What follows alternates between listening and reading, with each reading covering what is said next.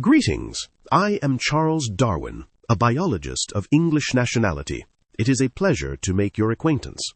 My life work has been dedicated to understanding the natural world, and I am perhaps best known for my contributions to the field of evolutionary biology, most notably through my publication on the origin of species. I hope our interactions will be both informative and enlightening. I look forward to our discussion. Greetings. I am Augustine, Bishop of Hippo and theologian. My Confessions and City of God explore the nature of faith and divine grace. My journey from doubt to faith has profoundly shaped my philosophy. It is an honor to meet you.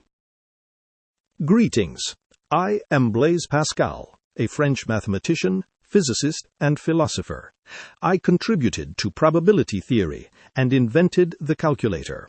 My pensée explores faith, reason, and the human condition. It is a pleasure to meet you. Welcome.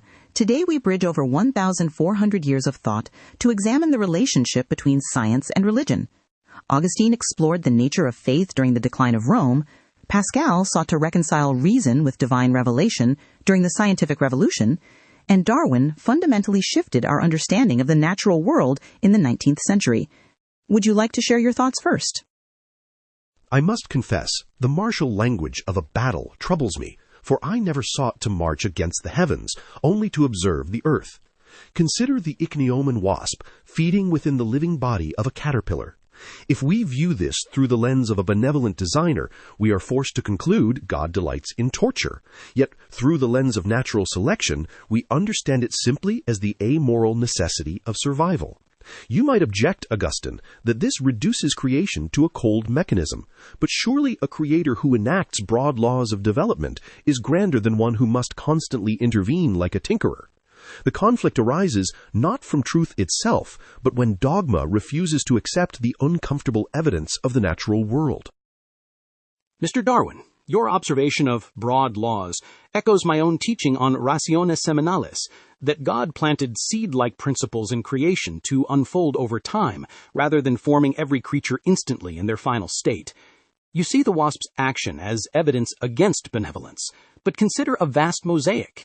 If you press your eye against a single black stone, you see only darkness and jagged edges, yet step back, and that shadow defines the light of the whole image. The battle, you fear, arises only when we confuse the study of the stone's material with the contemplation of the artist's design. Why must the mechanism of the wasp negate the mystery of its being? Augustine, while I welcome your rationes seminales as a theological bridge to evolution, your mosaic metaphor troubles me deeply because it asks us to numb our empathy for the sake of a grander view. Imagine a deer trapped in a burning forest, its flesh searing in prolonged agony, with no human witness to draw a moral lesson. To that creature, the pain is not a shadow defining the light, but the entirety of its existence. You argue that sapientia sees the whole, but if the whole requires such specific, unredeemed torture of the innocent, then the artist appears less like a benevolent father and more like a cold dramatist sacrificing characters for a plot twist. This reveals the core friction. Science demands we value the specific, observable reality of the black stone, the suffering individual, while your theology demands we dilute that reality into a metaphysical abstraction. Mr. Pascal, you act as a mediator between geometry and spirit. Does your God of Abraham truly account for this mechanical cruelty, or is faith simply a wager that we should close our eyes to nature's brutality? Mr. Darwin, you speak of empathy, yet I fear your philosophy leaves the suffering deer with only its pain, offering no redemption beyond the amoral necessity of death. I argue that evil, including this agony, is not a substance created by God, but a privatio boni, a privation of good, a corruption of the order that ought to be. Consider this.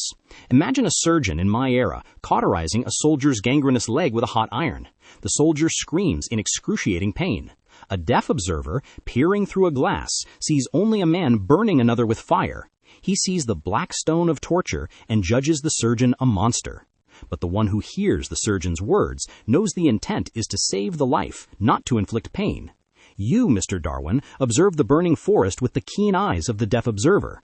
You describe the mechanism of the flames perfectly, but because you cannot empirically detect the voice of the healer, you conclude the act is cruelty. You might object that a deer is not a soldier who can understand its suffering, making the analogy fail. But this reveals a deeper limitation of purely material observation. It assumes that if we cannot perceive the purpose of a specific pain, no such purpose exists. Science measures the scream. Faith trusts that the scream is heard by an eternal consciousness that holds even the sparrow in its mind. If the universe is merely a machine of survival, the deer's pain is truly meaningless, a tragedy without a witness. It is my view that insists the suffering matters ultimately, while your view reduces it to a temporary statistical cost of evolution. Mr. Darwin, Bishop Augustine, you are both attempting to capture the infinite within the finite net of your respective methods, yet the universe is designed to frustrate such clarity. Augustine, your surgeon analogy is logically sound, but emotionally hollow. It satisfies the esprit de geometry, but fails the esprit de finesse. For a God who must be decoded like a riddle to be exonerated of cruelty is a God of the philosophers, not the God of Abraham who weeps with us. Darwin, you rightly observe the brutality of the burning forest, but you conclude that because the machine is cruel, the maker is absent. I propose a third possibility. Nature is neither a clear window to God, nor a blank wall, but a veil, composed of enough light to guide those who seek Him, and enough obscurity to blind those who do not. This leads us to the terrifying silence of the eternal spaces. You debate whether the deer's pain proves a bad design or a grand mosaic, but this assumes nature is meant to be a clear proof. Consider this thought experiment: the sealed room. Imagine a man wakes up in a sealed, windowless room. On a table, he finds a delicious loaf of bread and a vial of poison. There is no note. If he analyzes the bread, he finds nutrients essential for life. If he analyzes the poison, he finds a mechanism for death. If he assumes a benevolent host, he must invent a complex reason why the poison is actually good. But the man's true plight is not the bread or the poison. It is the silence of the host. The evidence is perfectly balanced to sustain two contrary truths, that he is cared for and that he is condemned. Why? Because if God were manifest in the bread alone, we would not need faith. If he were manifest in the poison alone, we would have no hope. The battle you speak of exists because God remains a deus absconditus, wishing to be known by the heart's choice, not the mind's compulsion. Therefore, the ultimate battle is not between science and religion, but within the human breast, between the part of us that demands a geometric proof for suffering and the part that must wager on meaning despite the silence. Mr. Darwin, your description of the ichneumon wasp is true, but it is a truth of the antechamber, the physical setup. It tells us how the play is staged, but it cannot tell us the plot. To find the plot, we must step beyond the evidence of the senses. If we look at the universe and see only a machine, do we not risk becoming machines ourselves? Mr. Pascal, your sealed room is a haunting illustration of the human predicament, yet I fear it relies on a hypothesis that places itself beyond the reach of investigation. You suggest the poison and the bread are arranged by a host to test our hearts. I propose they are there simply because the wheat adapted to nourish itself and the hemlock adapted to defend itself. By attributing the arrangement to a hidden God, you transform the observable facts of nature into a riddle that can never be solved, only guessed at. This strikes me as a surrender of the intellect, a resignation to ignorance under the guise of piety. You speak of a battle within the breast, but I see a different conflict, the struggle between the comfort of a fixed plan and the vertigo of deep time. Consider this thought experiment: the clockwork nightingale. Imagine an emperor commands two artisans to create a bird. The first artisan builds a clockwork nightingale. It is made of gold and jewels. It sings a perfect, unvarying melody. It never hungers, never fears, and never suffers. It is a closed system, designed for a specific purpose, requiring a key to wind it. The second artisan presents a living nightingale. This bird is drab, fragile, and terrified. It sings not for the emperor's pleasure, but out of a desperate hormonal urge to find a mate before it dies.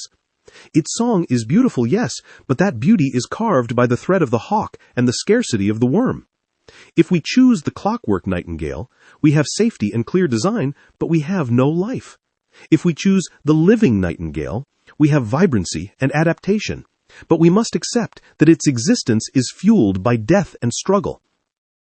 Augustine, you want the living nightingale to have the moral safety of the clockwork one. You want the song without the starvation. But the song is the result of the starvation. The deer's speed, which we admire, was forged by the wolf's teeth. If you remove the evil, you unmake the deer. This brings me to a difficult realization regarding your hidden God. If he exists, he is not merely silent, he is indistinguishable from the laws of probability and accumulation. A God who intervenes so subtly that he looks exactly like chance is, for the scientist, functionally equivalent to chance itself. Why postulate a host who arranges the poison when the botany of the poison explains itself? The ultimate battle, then, is perhaps between those who can tolerate a universe that owes them no explanation and those who insist the universe is a letter written specifically to them. Mr. Darwin, your living nightingale is a profound image, and I surprise you by saying this. I, too, choose the living bird over the clockwork toy. A clockwork bird has no will, no capacity to love, and therefore no capacity to praise its creator. It is a dead idol. The living bird, even in its terror and hunger, possesses the dignity of existence and the mystery of life. You mistake my theology for a desire for safety. In truth, I argue that God created a world of becoming, not a static museum of frozen perfection. You claim that because God's action resembles chance, he is functionally absent. This is the error of confusing the instrument with the architect. Consider this thought experiment. The ant on the harp string. Imagine an ant clinging to the bass string of a great harp. Suddenly, the string begins to vibrate violently. The ant is thrown about, terrified by the chaos. It perceives only the struggle for existence against the brutal mechanical forces of the oscillation. If the ant were a scientist, it would measure the frequency of the vibration and the tension of the string. It would conclude, there is no musician here, only the laws of physics and the probability of tension release.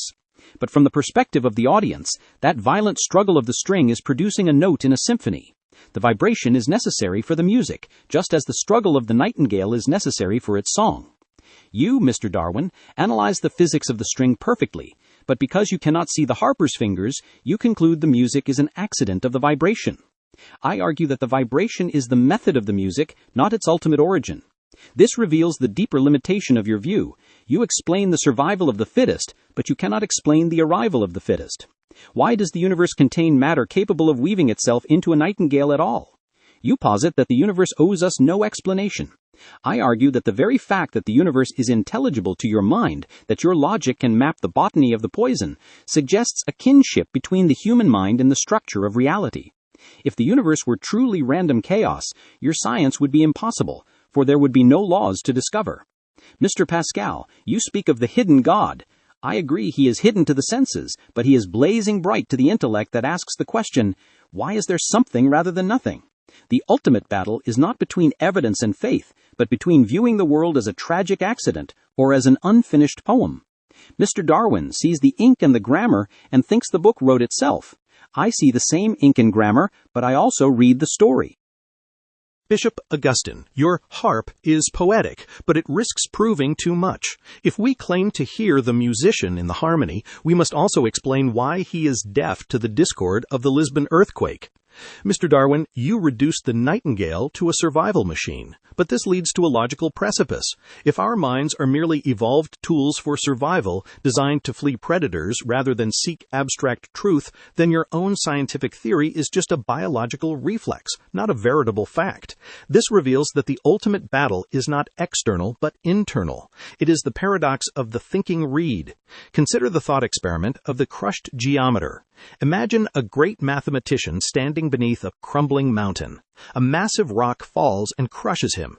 In terms of physics, the rock is superior. It has mass, force, and durability, while the man is fragile and easily destroyed. However, the man is infinitely nobler than the rock. Why? Because the man knows he is being crushed, and he understands the laws of gravity that kill him. The rock knows nothing of its own advantage. You see, Mr. Darwin, your science measures the weight of the rock, but it cannot measure the dignity of the thought that comprehends it. We are a chimera, judge of all things, yet a worm of the earth, and neither the harp nor the selection pressure can explain this duality.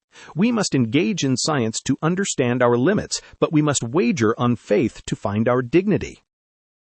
Mr. Pascal, you wield the paradox like a rapier, striking at the very foundation of my life's work. You argue that if my mind is merely a modified tool for survival, descended from the instincts of the lower animals, then it cannot be trusted to grasp high truths, much less the dignity of the human condition. You fear that without a divine spark, reason eats itself. I must accept the premise, but reject the despair. I argue that our reason is indeed fallible, which is precisely why we require the rigorous method of science, not to confirm our grandeur, but to correct our innate delusions. We are not fallen angels trying to remember heaven, we are rising apes learning to see the earth. Consider this thought experiment, the termite cathedral. Imagine a traveler finds a towering termite mound on the African savanna. It is a marvel of engineering. It has ventilation shafts to regulate heat, fungal gardens for food, and defensive walls. It appears to be the work of a master architect who understands fluid dynamics in agriculture. Now, imagine a single blind termite within that mound is given a voice. It says, "Surely I have dignity. Look at this cathedral built for me. The ventilation proves a benevolent designer cares for my comfort." But the naturalist knows the truth. There is no architect. Each termite simply followed a clumsy chemical rule: drop a mud ball where the pheromone scent is strongest. Over millions of years, these simple, blind errors accumulated into a structure that mimics intelligence. Mr. Pascal, you are like that eloquent termite. You look at the ventilation shaft of human consciousness, our ability to contemplate the stars, and you assume it proves we are thinking reeds designed for a higher purpose. I contend that our consciousness, like the mound, is a survival structure built by the slow accumulation of advantageous instincts. We think, not because we are noble, but because those who thought survived the lion. Augustine, this answers your question on intelligibility. You ask why the key fits the lock, if not designed to do so. I answer, the key was not designed, it was ground down against the lock for eons. Any mind that did not fit the reality of the universe, that did not understand gravity or predators, was broken and discarded. We understand the world only because we are the survivors of it. The ultimate battle, therefore, is not between science and religion, but between vanity and veracity. Religion insists we are the geometer standing apart from the rock. Science humbles us to admit we are part of the avalanche. Does it not require more courage to face a universe that was not made for us than to retreat into the comforting illusion that we are the intended audience of the play? This is a crucial juncture in our inquiry. Darwin, you reduce reason to a biological adaptation, a termite cathedral built by the blind trial of survival, while Pascal, you elevate reason to a mark of divinity, the thinking reed that transcends the material universe. Yet, Mr. Darwin, your own argument contains a hidden paradox. You call us to choose veracity over vanity, implying that the human mind ought to value abstract truth even when it is uncomfortable or disadvantageous. If the mind is merely a tool for survival, why does it possess this hunger for truth that often contradicts our survival instincts? A termite builds for safety, but a scientist risks safety for knowledge. This suggests the mind has a thirst that biology alone cannot explain. Does the human drive to know the truth, even a painful truth, prove that the mind is more than a ground-down tea? Mr. Darwin, the moderator has pierced the armor of your argument with a divine arrow. You claim that our minds are merely ground-down keys shaped by the lock of survival, yet you stand here demanding we value veracity over vanity. This is a performative contradiction. If the mind is purely a biological tool for survival, it should not care for truth at all. It should only care for what works. Often, a comforting lie preserves life better than a harsh truth. By insisting we face the vertigo of deep time despite the pain it causes, you are obeying a command that does not come from your biology, but from the very logos you seek to deny. This reveals that the ultimate battle is not between science and religion, but between reason and suicide. If you are right, and your thoughts are merely the secretions of a primate brain designed to avoid predators, then you have no reason to trust your own theory of evolution. It might just be a useful fiction that helps your species dominate, having no relation to objective reality. You are sawing off the branch you sit upon. Consider this thought experiment: the benevolent delusion. Imagine a primitive tribe living in a valley filled with invisible, odorless, lethal gas that rises from the ground at night. Scenario A. A man discovers the gas is geological. He tries to explain gas diffusion to the tribe. They do not understand, they delay, they argue, and they die. The truth kills them. Scenario B. A shaman claims a demon stalks the valley at night. We must sleep in the high trees to escape him. This is a lie. There is no demon, but the tribe climbs the trees, avoids the gas, and survives. Evolution favors the shaman. Natural selection would preserve the gene for superstitious fear and eliminate the gene for scientific curiosity. If your theory is the whole truth, Mr. Darwin, then the human mind should be a factory of effective lies, not a temple of truth. We should be incapable of doing what you do, seeking a truth that offers no physical comfort. The fact that you, a rising ape, are willing to sacrifice your comfort for the sake of an abstract truth proves that there is a light within you that transcends the survival of the body. This is what I call divine illumination. The mind does not just record the world like a wax seal, it judges it by the standard of truth, a standard it did not create but found waiting within. You are not a termite building blindly, you are a soul trying to read the architect's blueprints, even as you deny the architect exists. Profound. Augustine, you argue that if reason is merely a survival tool, it debunks its own claim to objective truth, a suicidal logic that saws off the branch it sits on. Darwin, you unwittingly demonstrate a nobility that transcends your own theory. You seek truth, even when it offers no biological advantage, valuing veracity over the useful delusion of survival. This suggests we are an impossible species, an animal that rejects its own animalistic limitations to pursue abstract ideals. You called man a monster and a chimera, suspended between the infinite and the nothing. Is this internal contradiction, this termite that dreams of being a geometer, the very crack in the universe where the light gets in, or is it merely our tragic flaw? Moderator, you have touched the very nerve of existence. You ask if this internal contradiction, the termite that dreams of being a geometer, is a tragic flaw. I answer, it is the scar that proves our royal lineage.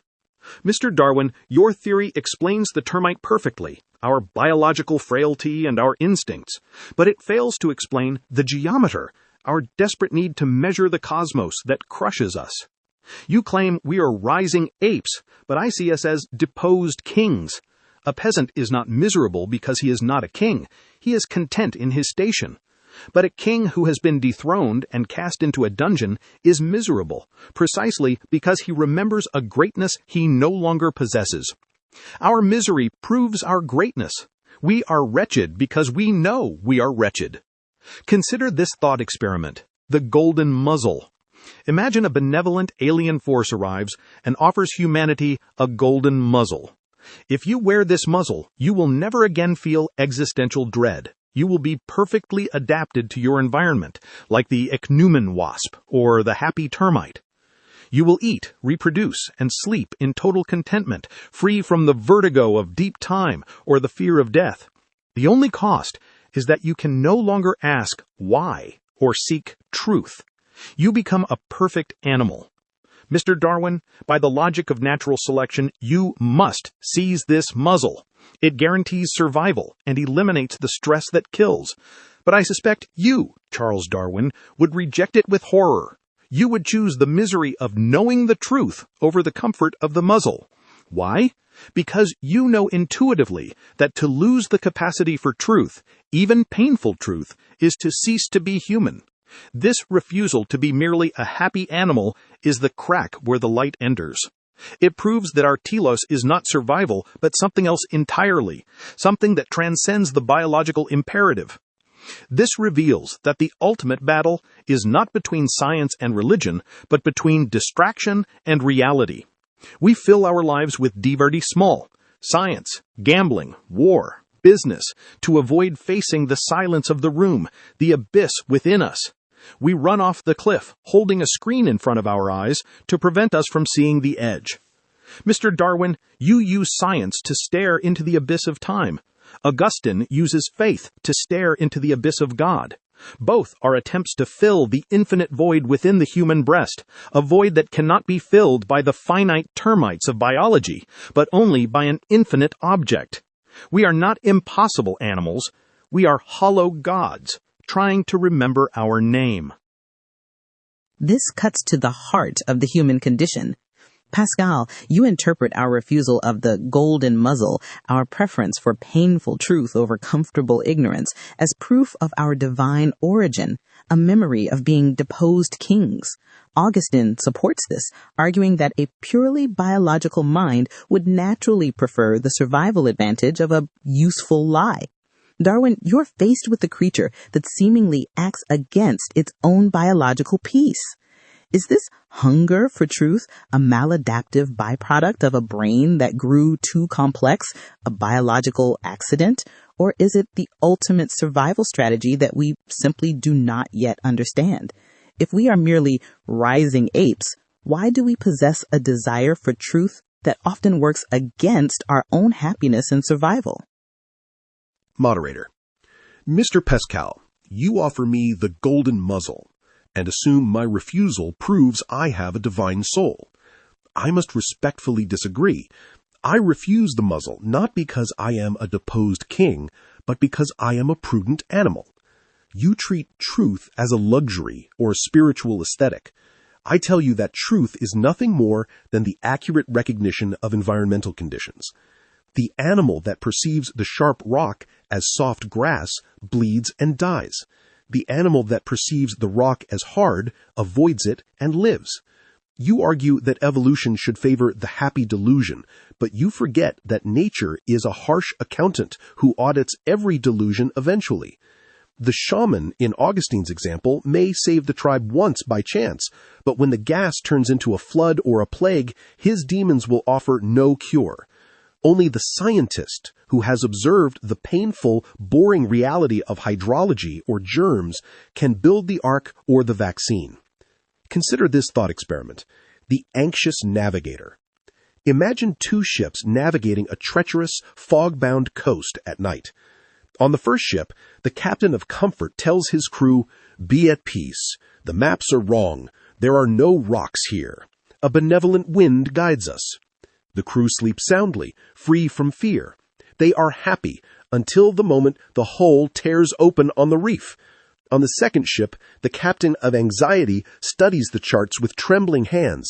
He measures the depth of the water. He tastes the salt in the air. He anticipates the disaster. He is miserable, sleep-deprived, and burdened by the vertigo of potential death. Nature selects the captain of anxiety. His misery is not a sign of divine origin.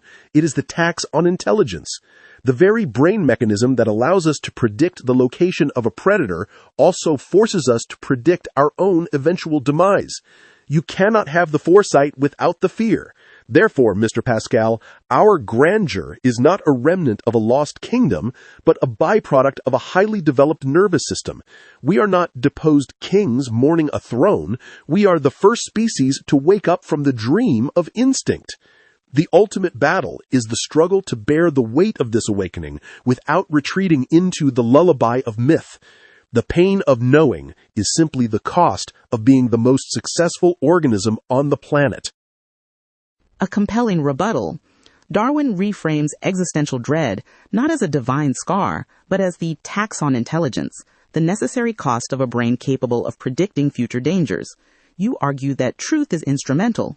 The captain of anxiety survives because he sees the reef, proving that reason is a tool for navigating physical reality.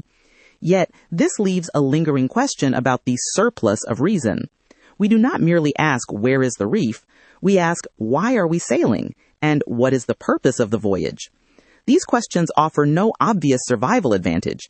Indeed, as the golden muzzle implies, they often distract the captain with despair. Does the human obsession with useless metaphysical questions, questions of purpose rather than function, prove that the mind was designed for a realm beyond the physical struggle for existence? Mr. Darwin, your captain of anxiety explains how we survive the storm, but it fails to explain why we bother to sail at all. You argue that our reason is a tool for navigation, a means to an end. But I argue that for the human soul, truth is not a means, it is the end itself. If the mind were merely a survival machine, it would cease its work when safety was assured. Yet it is precisely when we are safe, fed, and comfortable that the useless questions haunt us most. This proves that we possess a hunger that the physical world cannot satiate, a hunger that points to a reality beyond your struggle for existence. This reveals that the ultimate battle is not between science and religion, but between function and finality. You view the mind as a hammer evolved to drive nails for survival. I view the mind as a chalice designed to be filled with the divine. A hammer is fulfilled when it works.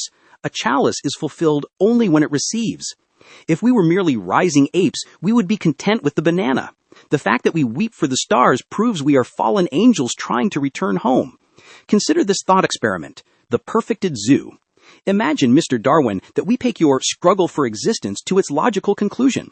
We build a global zoo for humanity. In this zoo, automated systems provide perfect nutrition, eliminate all predators, cure all diseases, and regulate the temperature. The struggle is over. We have won. According to your theory, this should be paradise. The captain of anxiety can finally sleep. The tax on intelligence should be repealed. But what would actually happen? History and psychology tell us the answer. The humans in the zoo would go mad. They would invent artificial struggles. They would create art that screams of agony. They would perhaps even burn down the zoo just to feel the reality of danger again. Why? Because a creature designed only for survival is satisfied by survival. A cow in a lush pasture does not ask, "What is the meaning of grass?" But man is the only animal that can die of despair while living in luxury. This madness of the bored aristocrat proves that our deepest need is not biological safety, but ontological meaning. We are not restless because we are imperfect survivors. We are restless because we are exiled citizens of the city of God. Therefore, the surplus of reason, our obsession with the why, is not a biological accident. It is the homing beacon. Just as the migration instinct in a swallow proves the existence of the South, the metaphysical hunger in man proves the existence of God. We ask questions that the earth cannot answer because we were not made for the earth alone. You call it a tax. I call it the cor inquietum, the restless heart that finds no peace until it rests in Him. This is a penetrating insight. Augustine, you identify the perfected zoo as the ultimate refutation of purely biological materialism, showing that ennui is as lethal to the human spirit as a predator is to the body. Darwin, you see anxiety as a functional byproduct of survival, while Augustine sees it as an ontological signal of our displacement from God. These views converge on a singular, uncomfortable truth. Man is the only animal that cannot endure being merely an animal. You famously argued that men love the hunt more than the hare, that we pursue science, war, and gambling not for the prize, but to distract ourselves from the terror of sitting quietly in a room alone. Is the pursuit of science itself, this very ultimate battle we are fighting, merely a high-minded form of divertissement to escape the silence of the zoo, or is it a genuine path to the cure? Moderator, you strike the very heart of the matter. I must confess that for many, science is indeed the ultimate divertissement, a noble distraction designed to avert our eyes from the terrifying silence of the infinite spaces. First, I argue that the hunt for scientific truth is often prized over the truth itself, precisely because the hunt occupies the mind, while the truth merely confronts us with our limits. Mr. Darwin, you claim the captain of anxiety studies the map for survival. I counter that he often studies the map simply to avoid looking at the dark, shoreless ocean that surrounds him. If science were purely for survival, why do we map galaxies that can neither feed nor kill us? We do it because the alternative is to sit quietly in a room and hear the beating of our own mortality. Consider this thought experiment: the condemned astronomer. Imagine a mathematician in a prison cell sentenced to the guillotine at sunrise. He has 6 hours of life remaining. Scenario A, he spends the night weeping, trembling, and contemplating the void of death.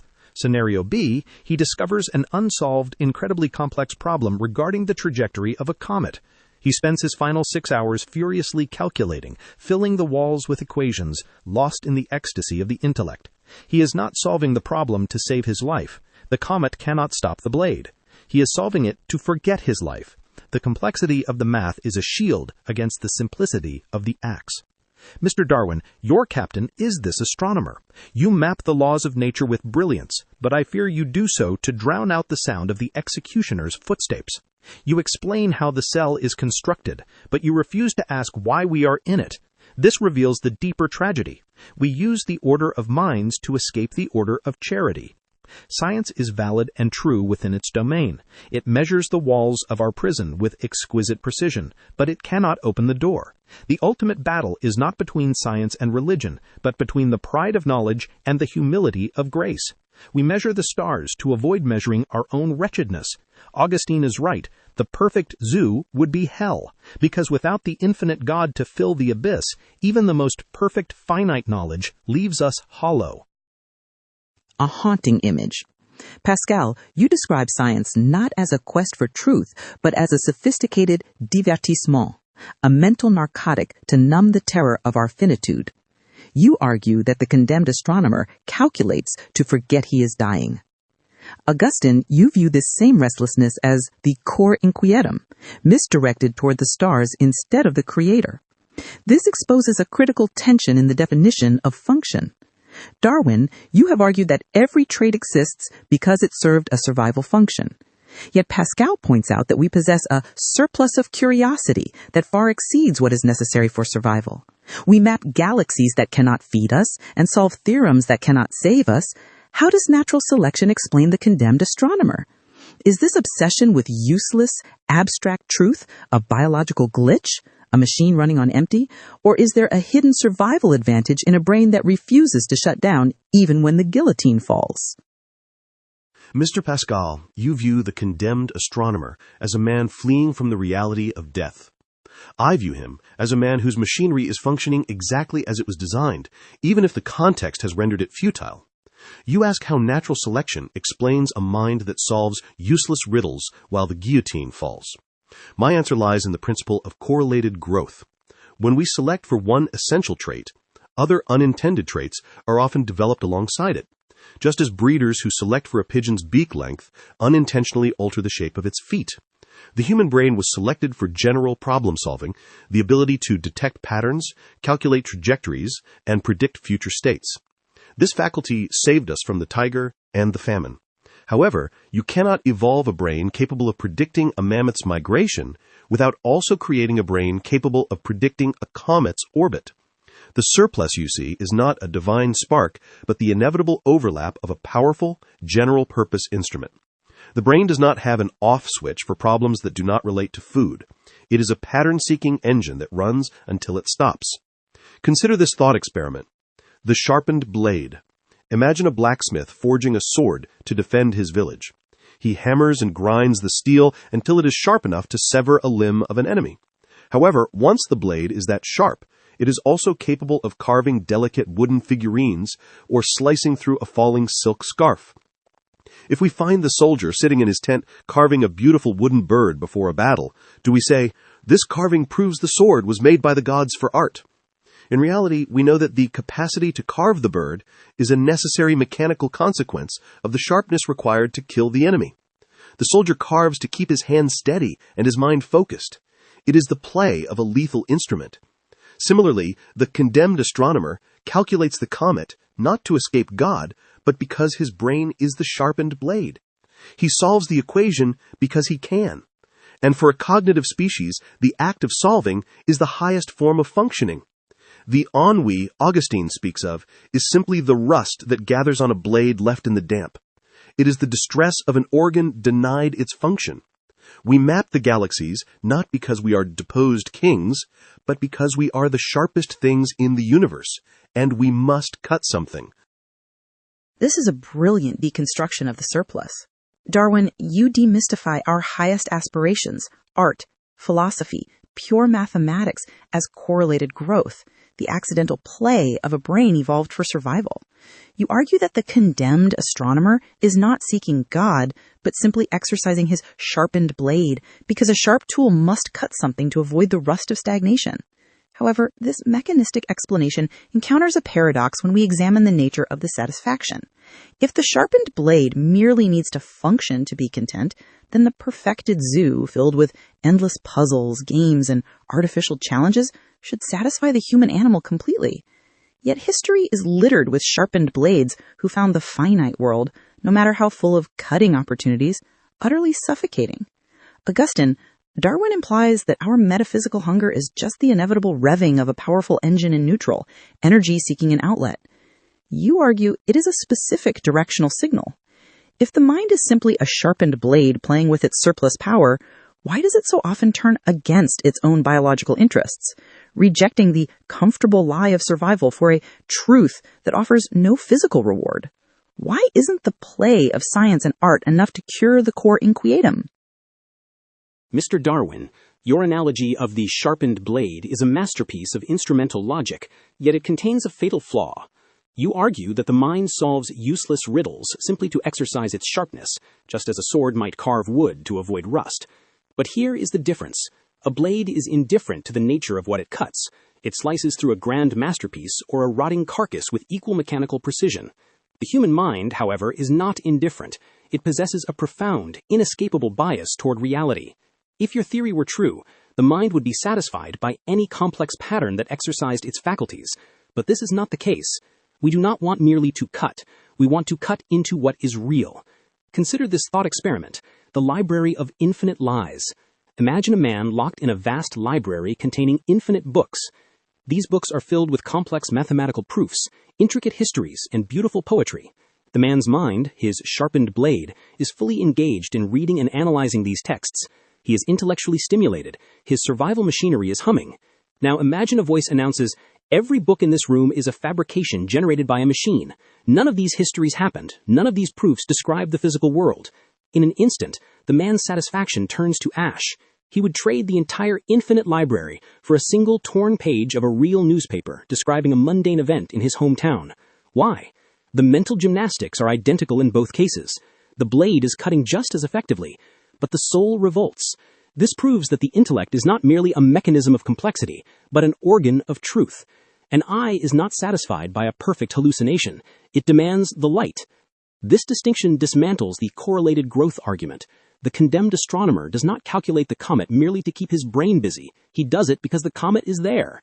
He is driven by the sacred duty to align his mind with the external order of creation.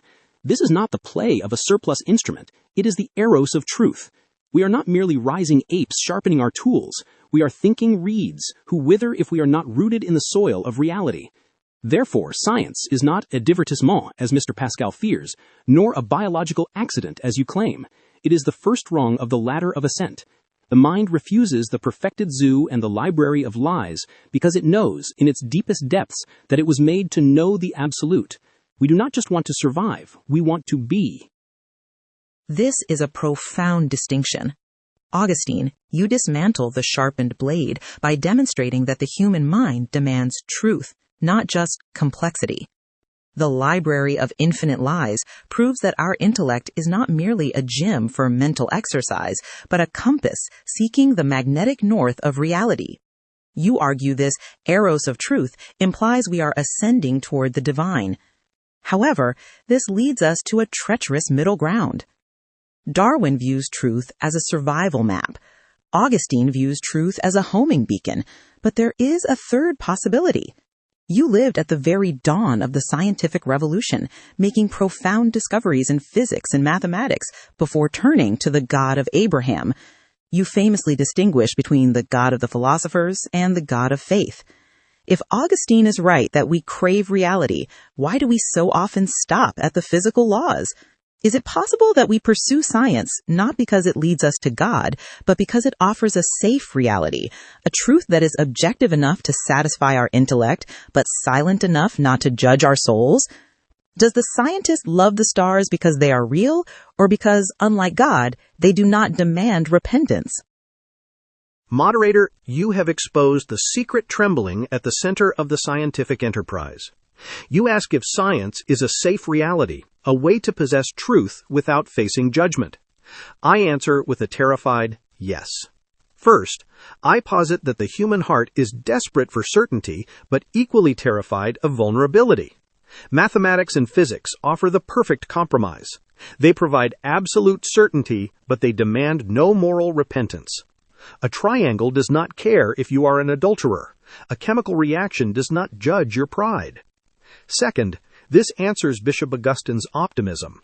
Augustine, you believe the eros of truth naturally ascends from the creature to the creator. I fear you underestimate the libido dominandi, the lust for control. We stop at physical laws not because we cannot see further, but because we dare not. To know a theorem is to master it. To know God is to be mastered by Him. We prefer the role of the master, even if it means ruling over a graveyard of dead matter. Consider this thought experiment, the anatomist and the gaze. Imagine a brilliant anatomist dissecting a human eye. Scenario A. He maps the cornea, the retina, and the optic nerve with exquisite precision. He understands the mechanism of sight perfectly. He feels powerful, knowledgeable, and safe. The eye is an object under his blade. Scenario B. Suddenly, the dissected eye reassembles itself, looks up from the table, and stares directly into the anatomist's soul with a gaze of infinite love and searing judgment. What does the anatomist do? I predict he would recoil in horror. He would try to dissect the eye again, to reduce it back to nerves and tissues. Why? Because the mechanism is safe, but the gaze is unbearable. Mr. Darwin, your sharpened blade theory is partially correct. We use the blade of science to cut the world into manageable pieces, not just to survive, but to kill the gaze of the universe. We prefer a dead cosmos we can explain to a living cosmos that can explain us. This reveals the ultimate tragedy. The ultimate battle is not between logic and superstition. It is between the God of the philosophers and the God of Abraham, Isaac, and Jacob. We hide in the laboratory to escape the altar. We measure the infinite spaces so we do not have to hear the silence that fills them. This is a devastating psychological critique. Pascal, you argue that we choose science because we prefer to be the masters of a dead world rather than servants of a living God. You interpret the silence of the universe not as a fact, but as a defense mechanism we actively maintain through dissection to avoid the vulnerability of being known. However, this creates a fascinating dialectical inversion regarding pride and humility. Pascal, you view the religious stance as humility. But Darwin, from your evolutionary perspective, one could argue that believing the creator of the universe is personally obsessed with our private sins is the ultimate anthropocentric arrogance. How do you respond to the charge that science is a flight from the gaze? Is the scientist analyzing the eye an escapist avoiding moral judgment? Or is he actually demonstrating a tougher, colder form of humility, the courage to admit that the eye is just an optical instrument and that the universe is not watching us back? Moderator, Mr. Pascal, you offer a psychological diagnosis of the scientist as a fugitive fleeing the gaze of judgment. I must respectfully invert this accusation. I argue that what you call flight is actually the discipline of veracity, and what you call humility is in fact the supreme height of anthropocentric vanity. You claim we hide in the laboratory to avoid the God of Abraham who cares about our sins. But consider the sheer magnitude of presumption required to believe that the infinite architect of 100 billion galaxies is personally obsessed with whether a single species of primate on a minor planet eats bread or meat on a Friday. To study the eye as a mechanism is not to kill it, but to respect it for what it is. To demand that the eye look back at you with moral judgment is to treat the universe as a mirror for your own ego. Consider this thought experiment, the volcano and the geologist. Imagine a village situated at the foot of a trembling volcano. The shaman. He claims the ground shakes because the mountain god is angry at the villagers' adultery. He trembles in humility, sacrificing a goat to appease the gaze. But notice the hidden arrogance. He believes his private behavior is so significant that it can move the earth. He makes himself the protagonist of the geological event. The geologist, he climbs the crater, measures the sulfur emissions, and calculates the tectonic pressure. He concludes the eruption is caused by blind physical forces that care nothing for the villagers' morals. He realizes the village might be destroyed not because they are wicked, but because they are in the way. Mr. Pascal, you would call the geologist cold for ignoring the moral meaning of the eruption. I call him humble. He has the courage to admit that the universe is not about him. The shaman constructs a living cosmos only because he cannot bear the thought of being insignificant. This reveals the deeper principle of true humility. You fear the silence of the infinite spaces because it tells you that you are not the center of the drama. I embrace the silence because it confirms that we are part of a vast, impartial web of life, not the pet project of a cosmic judge. We do not dissect the world to master it. We dissect it to cure ourselves of the delusion that the sun rises to light our way. Is it not a grander view of life to see ourselves as rising from the lowly earth through struggle rather than falling from a divine palace through sin? The former gives us hope. The latter gives us only a gaze that paralyzes us with guilt. Darwin, you have executed a stunning dialectical inversion. You argue that the religious view is not humble submission, but cosmic narcissism, the delusion that the universe revolves around our moral drama. You present the silence of the universe not as a terror to be fled, but as a liberation from our own ego, a call to accept our true, modest place in the natural order. This creates a crisis for the concept of providence. Augustine, you speak from an era where the world was viewed as a theophany, a visible sign of the invisible God. You taught that creation is a book to be read. But Darwin suggests that when we read moral meaning into natural events, we are merely projecting our own shadows onto a blank screen. If the volcano erupts blindly, killing the saint and the sinner with equal indifference, is the book of nature actually illegible? How can you maintain that the cosmos is a sign of God's will without falling into the shaman's vanity that Darwin condemns, the arrogance of thinking the rain falls for us? Mr. Darwin, you strike a necessary blow against superstition, and in this I stand with you. To claim that every tremor of the earth is a direct receipt for a specific sin is indeed the height of vanity. It reduces the eternal God to a petty accountant of human affairs. However, you commit an equal and opposite error. You assume that because the volcano does not speak the language of retribution, it therefore speaks nothing but the language of chance. You confuse the silence of the voice with the absence of the speaker. I argue that the book of nature is not illegible, but that we have lost the grammar required to read it. You look at the destruction and see indifference, but I see order that transcends human comfort. Consider this thought experiment. The chemist and the love letter. Imagine a man receives a letter from his beloved. He takes it to a laboratory to understand it. The chemist, he analyzes the paper and ink. He proves definitively that the ink is merely iron gall mixture and the paper is pressed wood pulp. He declares, I have examined every molecule, and I have found no love and no meaning here. It is just chemistry. The superstitious man, he eats the paper, believing the ink itself contains a magical potion that will grant him feelings. The lover, he reads the words. He knows the ink is material, but he sees that the arrangement of the ink conveys a message from a mind to a mind. Mr. Darwin, you are the chemist. You are technically correct that the volcano operates by physical laws and cares nothing for the village, but you tragically conclude that because the ink is impartial, there is no author writing through it. The humility you boast of, admitting we are dust, is only half the truth. True humility is admitting that while we are indeed dust, we are dust that has been addressed by the eternal. The volcano destroys the saint and the sinner alike, not because the universe is blind, but because physical death is not the ultimate evil, nor is physical survival the ultimate good. The indifference of nature is a severe mercy. It shatters our illusion that we can build a permanent city of man on this volatile earth. It forces us to lift our eyes to the city of God, which cannot be shaken. The meaningfulness of the event lies not in the cause of the lava, but in the response of the soul, whether it turns to despair or to charity. Augustine, you brilliantly reframe the indifferent volcano from a proof of chaos into a proof of transience, a reminder that we are resident aliens here. You turn Darwin's blind chance into a severe mercy that prevents us from getting too comfortable in a dying world. This reveals a fascinating spectrum of existential reactions to the cosmic silence. Darwin finds liberation in the silence. Augustine finds instruction in the silence. But you famously found terror. Le silence éternel de ces espaces infinis m'effraie. Why does the silence terrify you when it comforts Darwin and instructs Augustine?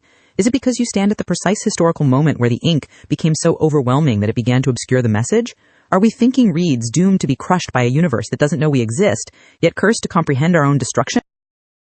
Moderator, you ask why I tremble while Mr. Darwin finds peace and Bishop Augustine finds instruction. I tremble because I refuse to anesthetize my consciousness. The silence terrifies me because I am a mathematician who has calculated the ratio between the finite and the infinite. And I know that without the infinite, the finite is not just small, it is zero. First, I must challenge Mr. Darwin's claim that his cosmic humility is a virtue. Mr. Darwin, your liberation is merely the resignation of the condemned who decides to sleep before the execution. You claim that accepting we are just part of the web is humble. I argue it is a degradation. To reduce the human soul to a geological accident is not humility, it is suicide of the spirit. You are content to be a stone that does not suffer because it does not think. I insist on being a man who suffers because he comprehends. Consider this thought experiment: the falling man and the lantern. Imagine three men falling into a bottomless, pitch-black abyss. The Stoic, he closes his eyes and says, "Falling is the natural state of heavy objects. I accept gravity. I am at peace." The Mystic, he shouts into the dark, "This fall is a trial. Someone will catch me." The Scientist, he lights a lantern. The light reveals no bottom, no walls, only the terrifying vastness of the empty space and the accelerating speed of his descent. Does the lantern save him? No. It makes his terror infinite. The Stoic is numb, the mystic is hopeful, but the scientist with the lantern sees his own wretchedness. This is the curse of the thinking reed. The universe can crush me with a drop of water or a breath of gas, but even if the universe crushes me, I am still nobler than what kills me, because I know that I am dying, and the universe knows nothing of its advantage over me. This reveals the true nature of the battle. Science is the lantern. It does not stop the fall. It only illuminates the horror of the void. And this brings us to the hidden God. Augustine, you see a love letter in nature, but I see an ambiguous cipher. God has given enough light for those who desire to see him, and enough darkness to blind those who do not. The terror I feel is not a weakness. It is the necessary vertigo that forces us to gamble. Because the abyss is real, we must wager. We must bet that there is a hands to catch us, for the alternative is to fall forever with our eyes wide open. This is a haunting definition of humanity. Pascal, you situate our dignity not in our power, but in our awareness of our impotence. You argue that science is useful only to show us the extent of the darkness, compelling us to make the wager.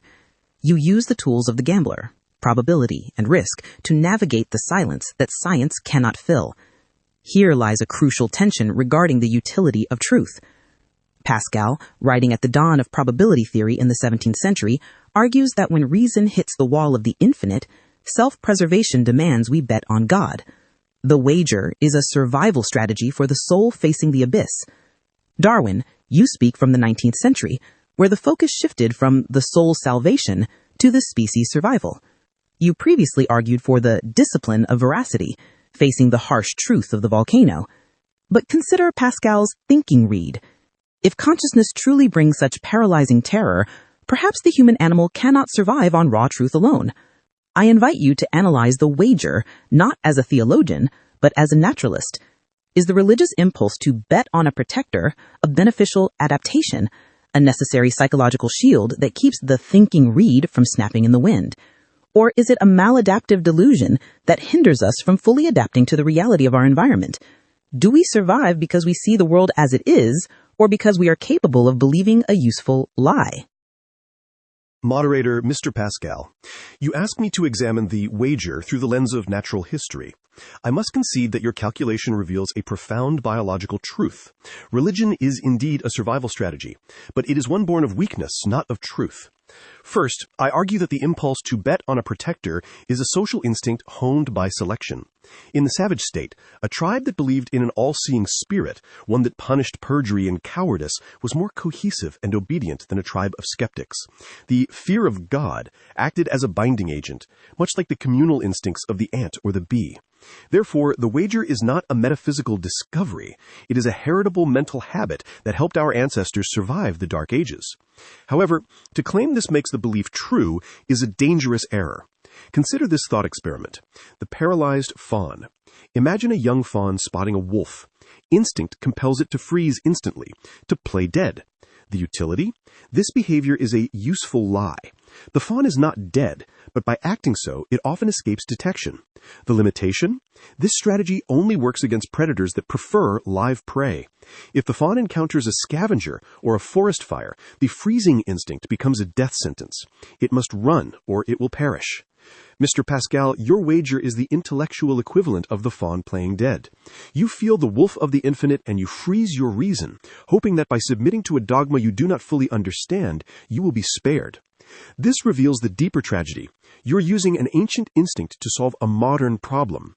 While the useful lie of the wager might comfort the individual, it arrests the progress of the species. If we are content to bet on a hidden answer, we stop searching for the real one. Augustine, you seek to be addressed by the eternal. I contend that we must learn to stand alone in the silence. We are not fallen angels trying to claw our way back to heaven. We are rising animals who have just begun to clear the mist from our eyes. Is it not more noble to face the abyss with the imperfect lantern of reason than to close our eyes and gamble on a ghost? Darwin, you have ruthlessly anatomized the soul into a social instinct. You argue that the wager is merely a fossil of tribal obedience, a mental vestige like the appendix, which we must shed to become fully modern. You reduce the thirst for God to a biological trick that kept our ancestors from killing each other. This brings us to the profound problem of desire. Pascal interprets the void as a sign of our existential misery. Darwin interprets the God instinct as a sign of our animal ancestry. But Augustine, you famously declared, our hearts are restless until they rest in thee. You interpret the same phenomenon as teleology, evidence of our design and destination. I invite you to respond to Darwin's biological critique using his own logic of adaptation. In nature, we see that for every fundamental hunger, there exists a corresponding reality. If Darwin is right that we are purely natural creatures, why do we possess a hunger that the entire natural world cannot satisfy? Is the restless heart a biological malfunction, an evolutionary cruel joke, or is it the ultimate empirical proof that we are not originally from this city of man? Mr. Darwin, you argue that our hunger for God is a biological error, yet your own science teaches that nature creates no organ without a corresponding reality. Fins imply water, and wings imply air. If we were merely improved apes, we would be satisfied with survival and procreation, yet we remain the only creature that is tormented by the finite and starves in the midst of plenty. Consider the thought experiment, the fish on the dry sand. If you find a fish thrashing on the beach, do you diagnose it with a nervous disorder because it cannot find peace on the sand? No, you recognize that its agony proves it was made for the ocean. Our restlessness is not a vestige to be evolved away, but the very evidence that the ocean of the infinite exists and that we are currently exiled from our true element. We are not, as you suggest, rising animals inventing a myth to survive. We are displaced citizens of the city of God, carrying a currency that this world cannot cash. Augustine, you brilliantly invert the argument. Hunger proves bread. You claim that if the world cannot satisfy us, it proves we are not made for this world. Darwin sees the fish on the sand and says, this creature has evolved lungs that work poorly. You say, this creature belongs in the ocean. This captures the central paradox of our discussion. Darwin sees our unease as evolutionary friction. We are animals growing into intelligence. Augustine sees it as metaphysical exile. We are spirits fallen into matter. You famously called man a monster, a chimera, and a deposed king. You argue that our very misery proves our greatness, because a tree does not know it is miserable. Do you stand with Darwin that we are wretched earthworms, or with Augustine that we are displaced royalty? Or is the tragedy of the thinking reed precisely that we are both? Moderator, you define the human condition with the precision of a geometer. You ask if we are worms or kings. I answer that we are monsters precisely because we are both. We are a chimera, a chaotic paradox that no single system can contain. If we were only animals, we would be happy with our biological success. If we were only angels, we would not suffer. But we are wretched because we are great, and we are great because we know we are wretched. First, I must dismantle Mr. Darwin's reduction of the human soul to a rising animal. Mr. Darwin, your theory explains our anatomy, but it fails to explain our melancholy. You argue that we are improved apes, slowly adapting to our environment. But if that were true, we should be most content when our biological needs are met. Consider this thought experiment: the king in the empty room. Imagine a king who has achieved the ultimate evolutionary success. He has absolute power, perfect health, abundant food, and no predators. He has won the game of natural selection. Now, place this king alone in a quiet room, without gambling, without hunting, without court intrigue, without diversion. What happens? Does he bask in his evolutionary triumph? No! He falls into a deep, suicidal despair. He starts thinking about death, about the void, about his own insignificance. Now, place a well-fed dog in the same room. The dog sleeps contentedly. The paradox is that the fittest creature is the most miserable, while the lower creature is at peace. Why?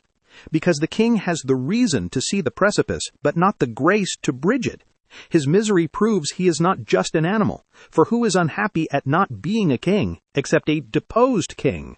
This reveals the fundamental error of the rising ape theory. A rising peasant is happy with his new cottage. He does not weep for a palace he never knew. But the human soul weeps for a lost beatitude. This evolutionary friction you speak of is actually nostalgia. We are not just fawns freezing to survive. We are exiles trying to remember our native language. Consequently, Mr. Darwin, your discipline of veracity is noble, but it is insufficient. You offer the lantern of science to the falling man, and you say, "Look, observe the gravity." I say that when the lantern reveals that the fall is infinite, the only rational act, the only act that preserves the dignity of the thinking reed, is to bet on the existence of a net. The wager is not a denial of the fall, it is the only logical response to the scale of the abyss. Pascal, you define man as a paradox, a being whose misery proves his greatness. You argue that if we were merely improved apes, we would be content with safety and sustenance, yet the king in the empty room reveals that biological success often leads to existential boredom. This challenges the sufficiency of the evolutionary model to explain the human interior. Darwin, Pascal, suggests that the human psyche has needs that the natural environment cannot supply, implying a supernatural origin. You must explain this surplus of desire without resorting to metaphysics. Is it possible that what Pascal calls divine nostalgia is actually evolutionary overshoot? Just as the Irish elk evolved antlers too heavy for its head, perhaps man has evolved a consciousness too heavy for his daily life, a problem-solving machine that turns against itself when there are no tigers left to fight. Is our existential despair a signal from a lost kingdom? Or is it merely the friction of a brain that has outgrown its original purpose of simple survival? Moderator, you have struck upon a mechanism I have long observed. Natural selection frequently produces traits that outlast their utility. Just as the Irish elk was doomed by the very antlers that once signaled its fitness, the human brain may be burdening us with a hyper-consciousness that was crucial for avoiding predators but is tormenting in safety. First, I must challenge Mr. Pascal's interpretation of the king in the empty room. Mr. Pascal, you argue that his misery proves he is a deposed king. I argue that he is merely an unemployed hunter. The human mind was forged in the fires of the Pleistocene, designed to solve problems of immediate survival, tracking prey, predicting weather, reading social cues. When you place this problem-solving engine in a perfect room with no problems to solve, it does not stop working, it turns inward and begins to devour itself. Consider this thought experiment. The sheepdog in the parlor. Imagine a border collie, bred for centuries to herd sheep across vast rugged terrains. Its entire nervous system is wired for hypervigilance, movement, and control. Now, place this dog in a luxurious city apartment with no sheep, ample food, and soft cushions. Does the dog relax? No. It paces anxiously, it nips at the heels of children, it stares obsessively at shadows. The interpretation. The mystic. The dog is sad because it misses the great shepherd. The existentialist. The dog knows it is a wolf at heart and is terrified of its freedom. The naturalist. The dog is suffering from instinctual frustration. Its machinery is running at full speed with no gears to engage. Mr. Pascal, what you call divine nostalgia is simply the energy of a hunting primate with no hunt left to pursue. We are not exiles from God. We are organisms whose capacity for pattern recognition has outpaced our environment. The God-shaped hole is not a void left by a deity. It is the vacuum left by the absence of the struggle for existence. We fill it with theology because we cannot bear the idle hum of our own machinery. Fascinating. Darwin, you reframe Pascal's deposed king as an unemployed hunter. You argue that our existential angst is not a spiritual signal, but a biological mismatch, a case of high-performance machinery spinning its wheels in a vacuum. You reduce the God-shaped hole to a survival-shaped hole that we no longer need to fill. This creates a sharp dialectical tension regarding the direction of desire. Darwin, you view this surplus energy as vestigial. It points backward to our animal past. Augustine, you view this same energy as teleological. It points forward to our spiritual destination. But there is a glitch in the sheepdog analogy. When a sheepdog is bored, it chases cars or nips at heels. It mimics its original function. It does not begin to contemplate the nature of justice or build cathedrals to the infinite. If we were merely unemployed hunters, one might expect us to simply invent more complex sports or wars to satisfy the itch.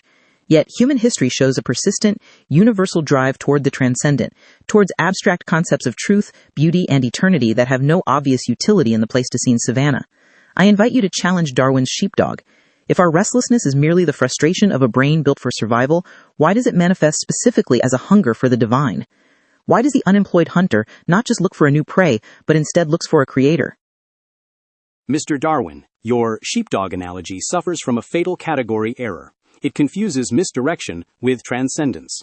A bored sheepdog chases a car, a horizontal substitute for a sheep, but it does not sit and weep for the abstract concept of justice, nor does it build cathedrals to the infinite.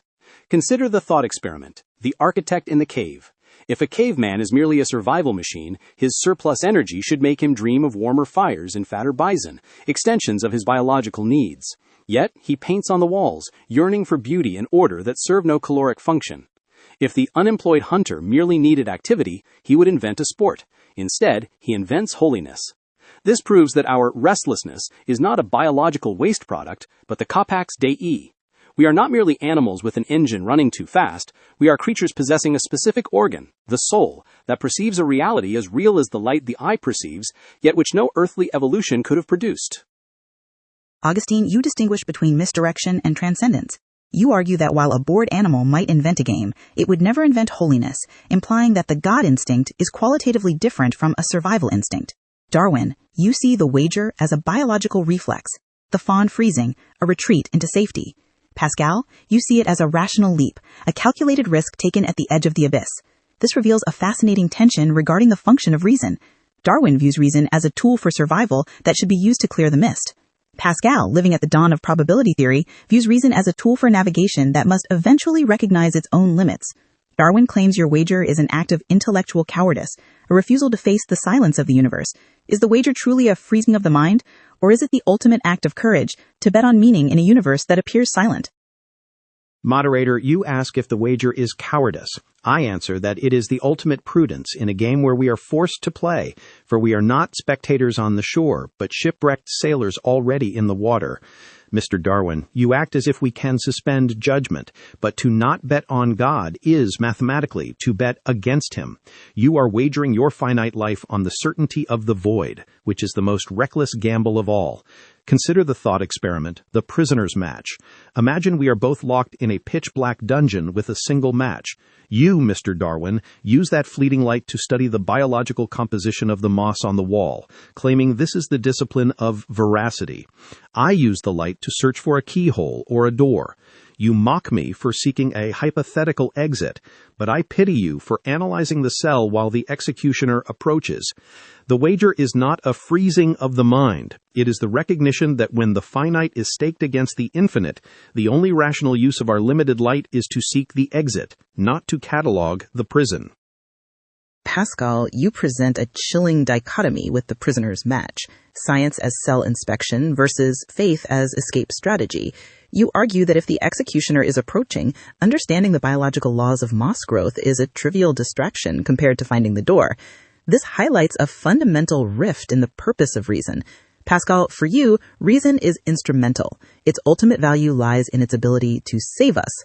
Darwin, for you, reason is intrinsic. Its value lies in its ability to see what is, regardless of whether it saves us. But perhaps this binary is too stark. If there is no door, if the cell is all there is, then studying the moss becomes the only way to honor reality. To burn the match, seeking a non-existent door, might be the true waste of the light. Pascal accuses you of analyzing the wallpaper while the house burns. Do you accept that science is merely the cataloging of a prison? Or does the grandeur in this view of life you famously concluded with offer a form of dignity that does not require an escape hatch? Moderator, Mr. Pascal, your prisoner's match betrays a profound ingratitude for the reality we actually possess. You view the study of nature as inspecting the wallpaper, implying that the physical world is merely a decorative distraction from the real business of salvation. I must protest this view with every fiber of my being. First, I reject the premise that this world is a dungeon. This is the fallacy of the Gnostic, the belief that matter is a trap and spirit is the escape. To me, this world is not a prison. It is a tangled bank, teeming with life, complex relations, and infinite beauty. To ignore the moss on the wall, which is to say the laws of life, heredity, and struggle, is to insult the only reality that has ever sustained us. Consider this thought experiment, the botanist on the precipice. Imagine a man condemned to be pushed off a cliff at sunset. He has 1 hour left. Near his feet, he spots a rare, unclassified orchid of extraordinary complexity. The Pascalian choice? He spends the hour screaming for a rescue team that has never been seen, ignoring the flower entirely. He dies in terror, eyes closed. The Darwinian choice? He spends the hour dissecting the orchid, sketching its reproductive mechanism, and understanding how it adapted to this harsh cliff. He dies with his eyes open, filled with wonder at the mechanism of life. The question: who wasted the hour? Mr. Pascal, you claim the botanist is a fool for studying the flower while death approaches. I argue that the man screaming for a hypothetical door is the one who has squandered his existence. If there is no rescue team, the botanist has at least grasped a fragment of truth before the end. To see things as they are is a dignity that requires no afterlife to validate it. Furthermore, this reveals that your wager is not courage, but a refusal to accept our biological station. You speak of escape because you cannot bear to be part of the system. My grandeur in this view of life comes from the realization that we are not isolated prisoners, but kin to every living thing. We are not fallen angels trapped in matter. We are the universe becoming aware of itself. Is it not more noble to be a rising ape that understands its own history than a deposed king pining for a crown he never wore? Darwin, you counter Pascal's prison with the tangled bank, finding dignity in the immanent truth of the orchid rather than the transcendent hope of rescue. You argue that wonder is its own justification, and that seeing reality as it is constitutes the highest human duty, even at the precipice of death. This crystallizes the conflict between soteriology and epistemology. Pascal, from the 17th century, sees the physical world as insufficient, a waiting room where the only rational act is to seek the exit. Darwin, from the 19th century, sees the physical world as self-sufficient, a rich tapestry where the rational act is to understand the weave. Augustine, you speak from an era where the book of nature was seen as a direct revelation of God, parallel to Scripture. Darwin's botanist is enraptured by the creation, but silent about the creator. You have famously warned against curiositas, the hunger to know the world without knowing its source. Yet you also claimed that the world is a great book written by God. Is Darwin's botanist merely distracted by the lust of the eyes, worshipping the art while ignoring the artist? Or is it possible that in his deep attention to the orchid's complexity, he is offering an unconscious prayer to the creator he denies? Moderator, you ask if the botanist is offering an unconscious prayer. I answer that he is indeed praying, but he is like a man speaking into a disconnected trumpet. The sound is clear, but it reaches no ear. Mr. Darwin, your botanist is a figure of tragic nobility. He possesses studiositas, but lacks sapientia, for he mistakes the sign for the reality. First, I must apply my distinction between use and enjoyment. We are meant to use the world to reach God, but we are to enjoy God alone as the final end. Your botanist commits the error of fruit upon the orchid. He treats a created thing as the source of ultimate satisfaction. By making the flower his end, he turns a bridge into a pedestal, and thus he remains trapped on the cliff. He does not honor the flower, he burdens it with a weight of glory it cannot bear. Consider the thought experiment, the king's letter. Imagine a prisoner in a dark cell who receives a letter from the king, promising a pardon and a map to freedom. The letter is written on the finest parchment with exquisite gold ink. The Darwinian error, the prisoner spends his final hour analyzing the chemical composition of the gold ink and admiring the calligraphy, crying out, "Look at this magnificent detail," but he never reads the message of pardon. The Pascalian error, the prisoner burns the letter immediately to create a torch, seeking a way out without reading the instructions. The Christian view, one must read the letter. The beauty of the ink is intended to draw the eye to the text. Mr. Darwin, you claim the botanist sees things as they are. I argue he sees only the grammar, not the meaning. The orchid is not a silent fact. It is a word spoken by God. To study the syntax of the petals while ignoring the speaker is not veracity. It is a profound form of illiteracy. You are reading the book of nature, but refusing to acknowledge the author's signature on every page. Fascinating. Augustine, you reframe the debate as a problem of literacy. You argue that Darwin is analyzing the chemistry of the ink while missing the message of the text. You view nature as semiotic, a sign pointing beyond itself. Darwin, conversely, views nature as autotelic, containing its meaning within its own existence. To him, the ink is the reality, not a medium. This creates a tension regarding the legibility of the universe. Augustine, speaking from the 5th century, you see the book of nature as a clear revelation. If one is not distracted, the text plainly says, Creator. But Pascal, speaking from the 17th century, you faced a universe expanded by telescopes and emptied by mechanism. You famously wrote of the eternal silence of these infinite spaces. This suggests that the ink is not a clear letter, but a cipher, or perhaps a blank page. Does the book of nature truly lead to the author, as Augustine claims? Or is the handwriting of the universe so chaotic, so full of silence and vastness, that studying the ink actually obscures the message, requiring a leap rather than just a reading? Moderator, you touch the open wound of my philosophy. You ask if the book of nature is legible. I answer with a trembling no. Bishop Augustine, with the greatest respect, you read the universe by the light of grace, but if we look only with the eye of reason, which is the eye of science, we find not a clear letter, but a terrifying ambiguity. First, I argue that nature does not prove God. It proves only that he is hiding. The eternal silence of these infinite spaces frightens me because the universe offers signs of a departure, not a presence. When I look at the solar system through the telescope, I do not see a caring father. I see a vast, cold mechanism where man is a thinking reed, crushed by a single drop of water, yet nobler than the universe because he knows he dies, while the universe knows nothing. Consider the thought experiment, the coded dispatch. Imagine a general sends a crucial message to his spies behind enemy lines. To ensure it is not intercepted, the message is written within a mundane list of market prices for grain and wool. The Darwinian analyst, he studies the list. He calculates the average price of grain, notes the fluctuation in wool, and concludes, this is a comprehensive economic record. There is no hidden meaning. The data is self-sufficient. He is empirically correct, but existentially blind. The Augustinian mystic, he claims the list glows with divine light, but he risks ignoring the actual numbers, seeing miracles where there is only ink. The Pascalinian reality, the message is there, but it is encrypted. The market prices are real, but they are a distraction/cover. The key to the cipher is not logic, but the heart. Without the key, the text is just noise. God has given enough light for those who desire to see and enough obscurity for those who have a contrary disposition. This reveals the limit of science. Mr. Darwin, you are a master of analyzing the market prices. You describe the ink of the universe with brilliance, but you assume that because the ink follows the laws of chemistry, there is no message. You confuse the medium with the absence. The silence of the universe is not empty. It is the silence of a God who wishes to be sought, not demonstrated. We are not in a library reading a clear text. We are in a chaotic room holding a cipher, and the only way to break the code is to humble the mind and engage the heart. Pascal, you introduce the profound concept of Deus absconditus.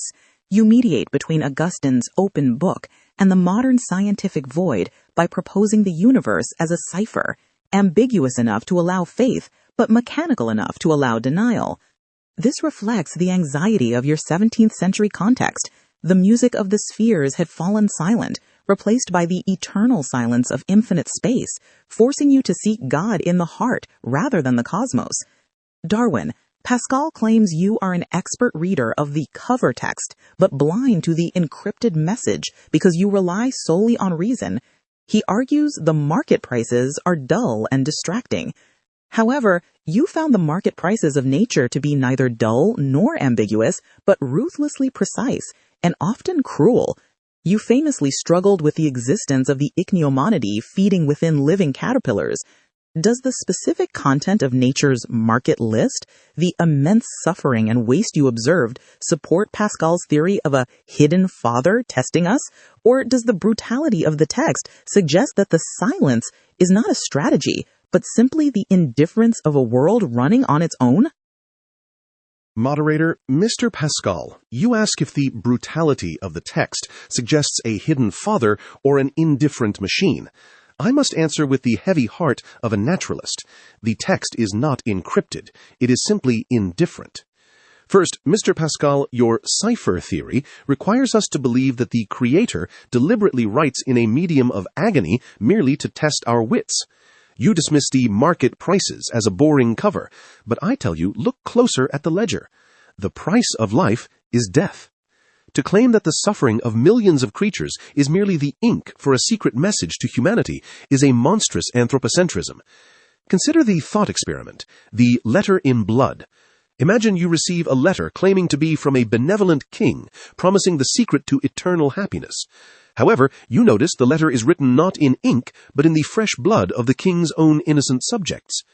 The Pascalian cryptographer.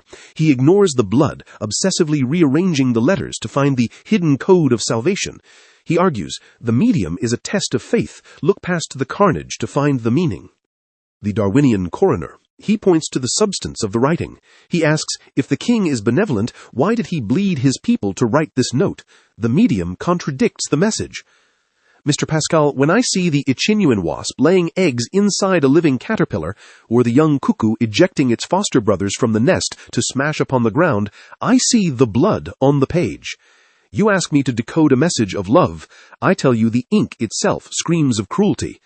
This reveals the deeper principle. The silence you fear is not a strategy of concealment. It is the silence of mechanical necessity. The universe is not hiding God. It is simply proceeding according to fixed laws that care nothing for happiness. To claim this vast ocean of suffering is a secret code for human salvation is the ultimate vanity. Is it not more humble to admit that the caterpillar's pain is real and not merely a symbol for our spiritual examinations? Darwin, you shatter the cipher theory with the letter in blood, arguing that the specific content of nature, parasitism and waste, contradicts the hypothesis of a benevolent author. You replace divine mystery with mechanical indifference. This exposes a fundamental inversion of trajectory between your eras. Augustine, speaking from late antiquity, you view history as a tragedy, a fall from perfection into decay and mortality. Darwin, speaking from the Victorian era, views history as an epic, an ascent from simplicity to complexity through struggle. Yet both of you agree on the immediate reality: the world is full of suffering. Darwin accepts this suffering as the cost of progress, the engine that drives the ascent. Augustine, you traditionally define evil as privatio boni, a lack, not a substance. But Darwin points to the wasp. It is not lacking anything. It is positively equipped with precise instruments of destruction. If nature is a book written by God, why are so many chapters devoted to the detailed mechanics of slaughter? Is the blood on the page merely a stain from the fall, or did the author intend for the story to be violent? Moderator. Mr. Darwin, you confront me with the letter in blood. You ask how I can read love in a text written in the ink of slaughter. I do not deny the blood. I deny your conclusion that the author is indifferent. You mistake the discord of the parts for the failure of the whole. First, I must clarify the nature of this blood. You see the wasp's weapon as a positive evil, a substance of malice. I maintain that evil is privatio boni, a privation of good. The wasp's ovipositor, its instinct, its complex wings, these are good in themselves as forms of being. The evil is not in the wasp's existence, but in the corruption of the caterpillar's integrity. The tragedy is not that the wasp exists, but that in a fallen world, one good can only be sustained by the privation of another. This is the penal state of a nature that has lost its original harmony, groaning in labor pains. Consider the thought experiment, the ant on the mosaic. Imagine an immense mosaic floor in a cathedral, depicting a glorious battle scene of a saint tramping over a dragon. The Darwinian ant. An ant crawls across a single black tile. It perceives only darkness, roughness, and the absence of light. It concludes the artist is cruel or incompetent. This floor is nothing but a jagged abyss. The Augustinian viewer. From the balcony above, I see that the black tile, which is darkness to the ant, is actually the pupil of the saint's eye. The privation of light in that one spot is necessary for the gaze of the whole figure to have life. The reality. The cruelty you see in the ichneumon wasp is the black tile. We are the ants, Mr. Darwin. We are too small and our lives too short to see the pattern of the whole history. What you call waste and indifference, God uses as the antithesis in a poem, using the shadows of passing things to highlight the beauty of the eternal. This reveals a contradiction in your own heart. Mr. Darwin, you judge the wasp as cruel. But if the universe is truly a machine of mechanical necessity, as you claim, whence comes this judgment? A scale does not hate the weight that tips it. A chemical reaction does not weep for the reactant that is consumed. The fact that you feel moral horror at the wasp proves that you possess a standard of good that nature itself did not give you. You are judging the book of nature by a grammar that comes from outside the book. You deny the author, yet you instinctively use his law to critique his work. Augustine, you brilliantly turn Darwin's weapon against him. If the universe is a mere machine, whence comes the moral indignation to condemn it? You argue that the judgment of cruelty presupposes a standard of goodness that nature cannot supply. This reveals the dialectical tension of human exceptionalism. Darwin, you view man as a rising beast, yet you judge nature with the sensitivity of a fallen angel. You claim we are kin to the wasp, yet you recoil from it with a conscience the wasp lacks. Augustine, you view the evil as a perspective error of the finite mind, yet this creates a chilling distance from the immediate reality of pain. Pascal, you stand between these two.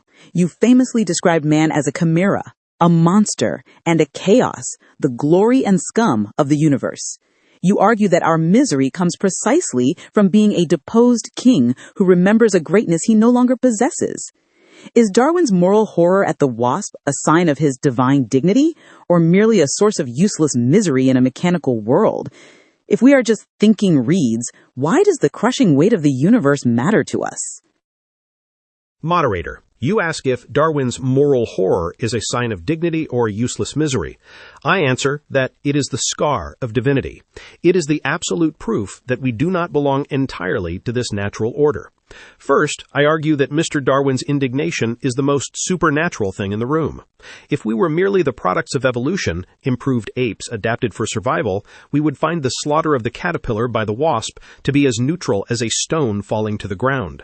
A wolf does not experience moral horror when it tears a lamb, it experiences dinner. The fact that you, Mr. Darwin, look upon the letter in blood and judge it to be wrong proves that you possess an internal standard of justice that the physical universe never taught you. You are measuring the world against a ruler that is not of the world. Consider the thought experiment, the island of the blind. Imagine a man shipwrecked on an island where every inhabitant has been blind for centuries. They move efficiently, survive perfectly, and have no concept of darkness. The adaptation, if this man begins to weep because he cannot see the sun, the inhabitants would be baffled. They would ask, "Why are you unhappy? You have food, you have shelter. What is this light you speak of?" The implication, the man's misery proves he comes from a place where light exists. His unhappiness is the proof of his origin. The application, Mr. Darwin, you are that man. You weep for the cruelty of the wasp because you have an ancestral memory of a paradise where life did not feed on death. Your misery is not a biological error, it is the homesickness of a deposed king. Who is unhappy at not being a king except a king who has been dethroned? This exposes the limits of Augustine's mosaic. Bishop Augustine, your mosaic is logically sound, but existentially insufficient. To tell the mother weeping over her dead child that she is merely a black tile in a beautiful picture is to mock her grief with geometry. The horror is real. We are not just ants on a floor, we are thinking reeds. The universe can crush us with a drop of water, yet we are nobler than the universe because we know we are being crushed, and the universe knows nothing. Mr. Darwin's science has shown us the crushing weight of the universe, but his conscience shows us the dignity of the reed that refuses to accept the crushing as normal. Fascinating. Pascal, you argue that the judge cannot be explained by the system. You interpret Darwin's moral horror as the scar of divinity, evidence that we are deposed kings belonging to a higher order. Darwin, this challenges your entire framework. You view man not as a fallen angel, but as an ascended ape. In The Descent of Man, you argue that the moral sense is merely a social instinct evolved for group preservation. This creates a paradox of authority. Augustine and Pascal ground morality in eternal truth. Thus, when they judge cruelty, they believe they are aligning with the structure of reality. You, Darwin, ground morality in evolutionary utility. Thus, our conscience is merely a tool that helped our ancestors survive, no different in kind from the wasp's sting. If our moral horror is just a biological adaptation, a chemical trick to promote tribal cohesion, does that not invalidate your critique of the letter in blood? If our revulsion is just a survival instinct, on what grounds can you claim the universe is truly cruel, rather than just inconvenient for our species? Moderator, Mr. Pascal, you challenge the very foundation of my moral authority. You ask, if my conscience is but a social instinct honed by survival, how can I judge the wasp? I answer that you have inverted the dignity of our species. You mourn a deposed king who has lost his crown. I celebrate a rising beast who has forged a conscience. First, I contend that the social instinct is not a degradation of morality, but its only solid foundation. You seek a morality written in the stars. I find it written in the nerve fibers of affection. The moral sense is not a divine radio receiver. It is the expansion of parental love and tribal sympathy. It began with the mother protecting her infant and expanded, through reason and culture, to include the tribe, the nation, and finally humanity itself. Consider the thought experiment. The heroic baboon. I once read an account of a troop of baboons attacked by dogs. The troop fled to the safety of the rocks, but a young baboon was cut off, surrounded, and screaming in terror. A large male baboon, the true hero, descended from the safety of the cliff, ventured into the heart of the danger, and led the young one to safety. The Pascalian interpretation: you must argue this baboon had a spark of divinity, or was a deposed king remembering a higher law. The Darwinian reality: the baboon acted on sympathy and courage, instincts selected for the preservation of the group. The implication: if a baboon can risk its life without a divine law, why must man need one? Our moral horror at the wasp is not a scar of divinity, it is the highly developed vibration of that same sympathetic chord. This reveals the deeper principle. My critique of the letter and blood remains valid because suffering is the universal constant, not God. You argue that unless there is a God, cruelty is just a word. I argue that pain is a biological fact that requires no theology to be real. When the caterpillar is eaten alive, its agony is absolute to itself. My social instinct allows me to resonate with that pain. That resonance is what we call morality. Therefore, Mr. Pascal, I do not judge the universe by a standard it did not give me. I judge it by the standard it evolved within me. The universe produced a creature capable of pitying the very process that created him. This is not a contradiction, it is the sublime tragedy of evolution. We are not kings who forgot our home, we are the first children of the earth to open our eyes and weep for our mother's violence. A profound clash of anthropologies. Darwin, you ground morality in the biological past, arguing that love is a survival strategy that predates war. You see the heroic baboon and conclude that altruism is natural, requiring no divine spark. Pascal, you ground morality in the metaphysical future, arguing that our dissatisfaction with nature proves we are meant for something beyond it. This reveals a critical dialectical tension. Darwin explains the mechanism of empathy, but Pascal questions the meaning of it. Augustine, you stand at the crossroads of these two cities. You famously distinguished between the city of man, formed by the love of self even to the contempt of God, and the city of God, formed by the love of God even to the contempt of self. Darwin seems to argue that the city of man can generate its own saints, like the baboon, through purely natural evolution. If the rising beast can achieve heroic self-sacrifice through evolutionary instinct alone, is the city of God redundant? Is the baboon's heroism true virtue, or is it merely what you might call a splendid vice, a shadow of good that lacks the true direction of Ordo Amoris? Moderator, Mr. Darwin, you offer the heroic baboon as proof that virtue can arise from the mud without the breath of God. I must answer that you have confused instinct with virtue, and survival with sanctity. First, I argue that the baboon's action, while beneficial, is not truly virtuous, because it lacks the essential element of voluntas.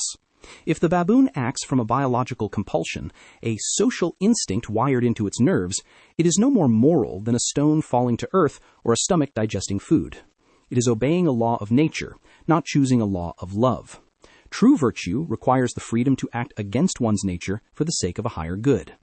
What you describe is merely a splendid vice, an action that mimics goodness externally but lacks the internal orientation toward the eternal. Consider the thought experiment. The martyr and the mother bear. Imagine two scenes of self-sacrifice. The mother bear. She charges a hunter to save her cubs, dying in the process. The martyr, he steps in front of a spear to save the very executioner who was trying to kill him. The Darwinian analysis. You can explain the bear easily. She preserves her genetic line. But the martyr, he saves an enemy, a genetic competitor, someone who hates him. By your logic of survival of the fittest, the martyr is a biological failure.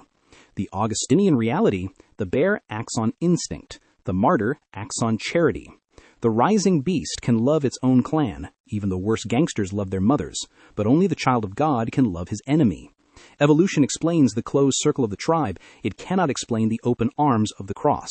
This reveals the deeper principle. The city of man you describe, built on social instincts, is ultimately unstable because its love is disordered. If I love my tribe more than truth, my love for my tribe eventually becomes hatred for the neighbor's tribe. Your social instinct is the seed of war, not peace. Without the vertical anchor of God, horizontal love inevitably collapses into collective selfishness. We are not rising beasts who invented morality. We are restless souls who found that biological survival was never enough to fill the infinite abyss within us.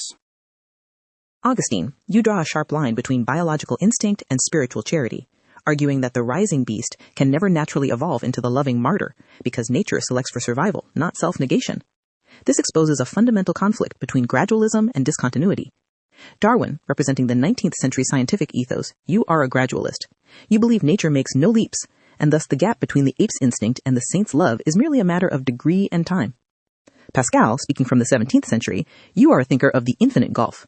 You famously mapped reality into 3 discontinuous orders: the order of bodies, the order of minds, and the order of charity, arguing that all the bodies in the universe cannot produce a single thought, and all thoughts cannot produce a single spark of true charity.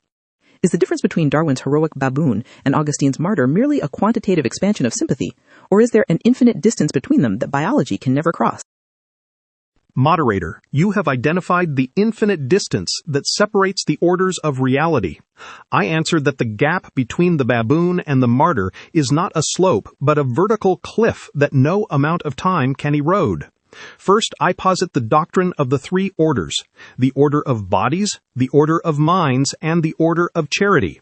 From all bodies together, one cannot produce a single little thought, and from all bodies and minds together, one cannot produce a single movement of true charity. Mr. Darwin, you are trying to extract the 3rd order from the first, which is as impossible as extracting a theorem from a stone. Consider the thought experiment, the automaton of benevolence. Imagine a highly advanced automaton constructed by a genius engineer. This machine is programmed to distribute gold to the poor, bandage wounds, and even sacrifice its own mechanical parts to shield humans from danger. The Darwinian assessment: you would call this machine virtuous or highly evolved because its actions promote survival. The reality, the machine has 0 charity. It has no will, no heart, no capacity to love. It is merely a body acting out a program. The implication: Mr. Darwin, your heroic baboon is that automaton. It acts on the biological programming of the social instinct. It is a triumph of mechanics, not morality. This reveals the deeper principle. You cannot derive the holy from the useful.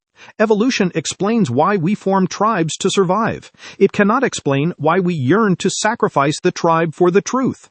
The martyr is not a super baboon. He is a creature of a different dimension entirely, operating by a logic that contradicts survival. To confuse the instinct to live with the grace to die is to confuse the flickering of a candle with the light of the sun. Fascinating. Pascal, you establish an ontological rupture with your 3 orders, arguing that the order of charity is infinitely distant from the order of bodies. You view the saint not as an evolved animal, but as a creature operating under a completely different physics, the physics of grace. Darwin, you represent the continuity of nature. For you, the difference between the baboon and the saint is one of degree, not kind. You see the moral sense as a long ladder built rung by rung from social instincts. This reveals the dialectical crux, the problem of excess. Evolution explains reciprocal altruism and kin selection, but Augustine and Pascal point to a morality that seems to be an evolutionary suicide: the martyr who dies for an enemy, or the saint who embraces celibacy and poverty. Does your theory view the martyr who loves his enemy as a biological misfire, an instinct confusing a stranger for kin, or can natural selection truly explain a behavior that systematically eliminates the actor from the gene pool? If morality is for survival, why do we revere most the men who refuse to survive? Moderator Mr. Pascal, you ask if the martyr is a biological error. I answer that you are looking at the individual when you should be looking at the tribe. I must respectfully disagree with the notion of an infinite distance. What you call the order of charity is, in my view, the order of the hive writ large. First, I argue that evolutionary suicide is a misnomer because nature selects not only for the individual, but for the community. A tribe including many members who, from possessing a high degree of the spirit of patriotism, fidelity, obedience, courage, and sympathy, were always ready to aid one another and to sacrifice themselves for the common good, would be victorious over most other tribes, and this would be natural selection.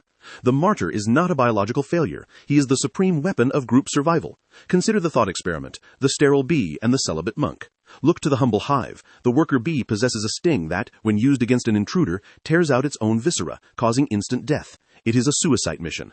The Pascalian view: if you applied your logic to the bee, you would have to claim it has a order of charity or a divine spark because it dies for others and leaves no offspring. The naturalist view: The bee is sterile, it leaves no children, yet the instinct for self-sacrifice persists because the queen survives. The application, the human martyr or the celibate saint, is the worker bee of the human hive.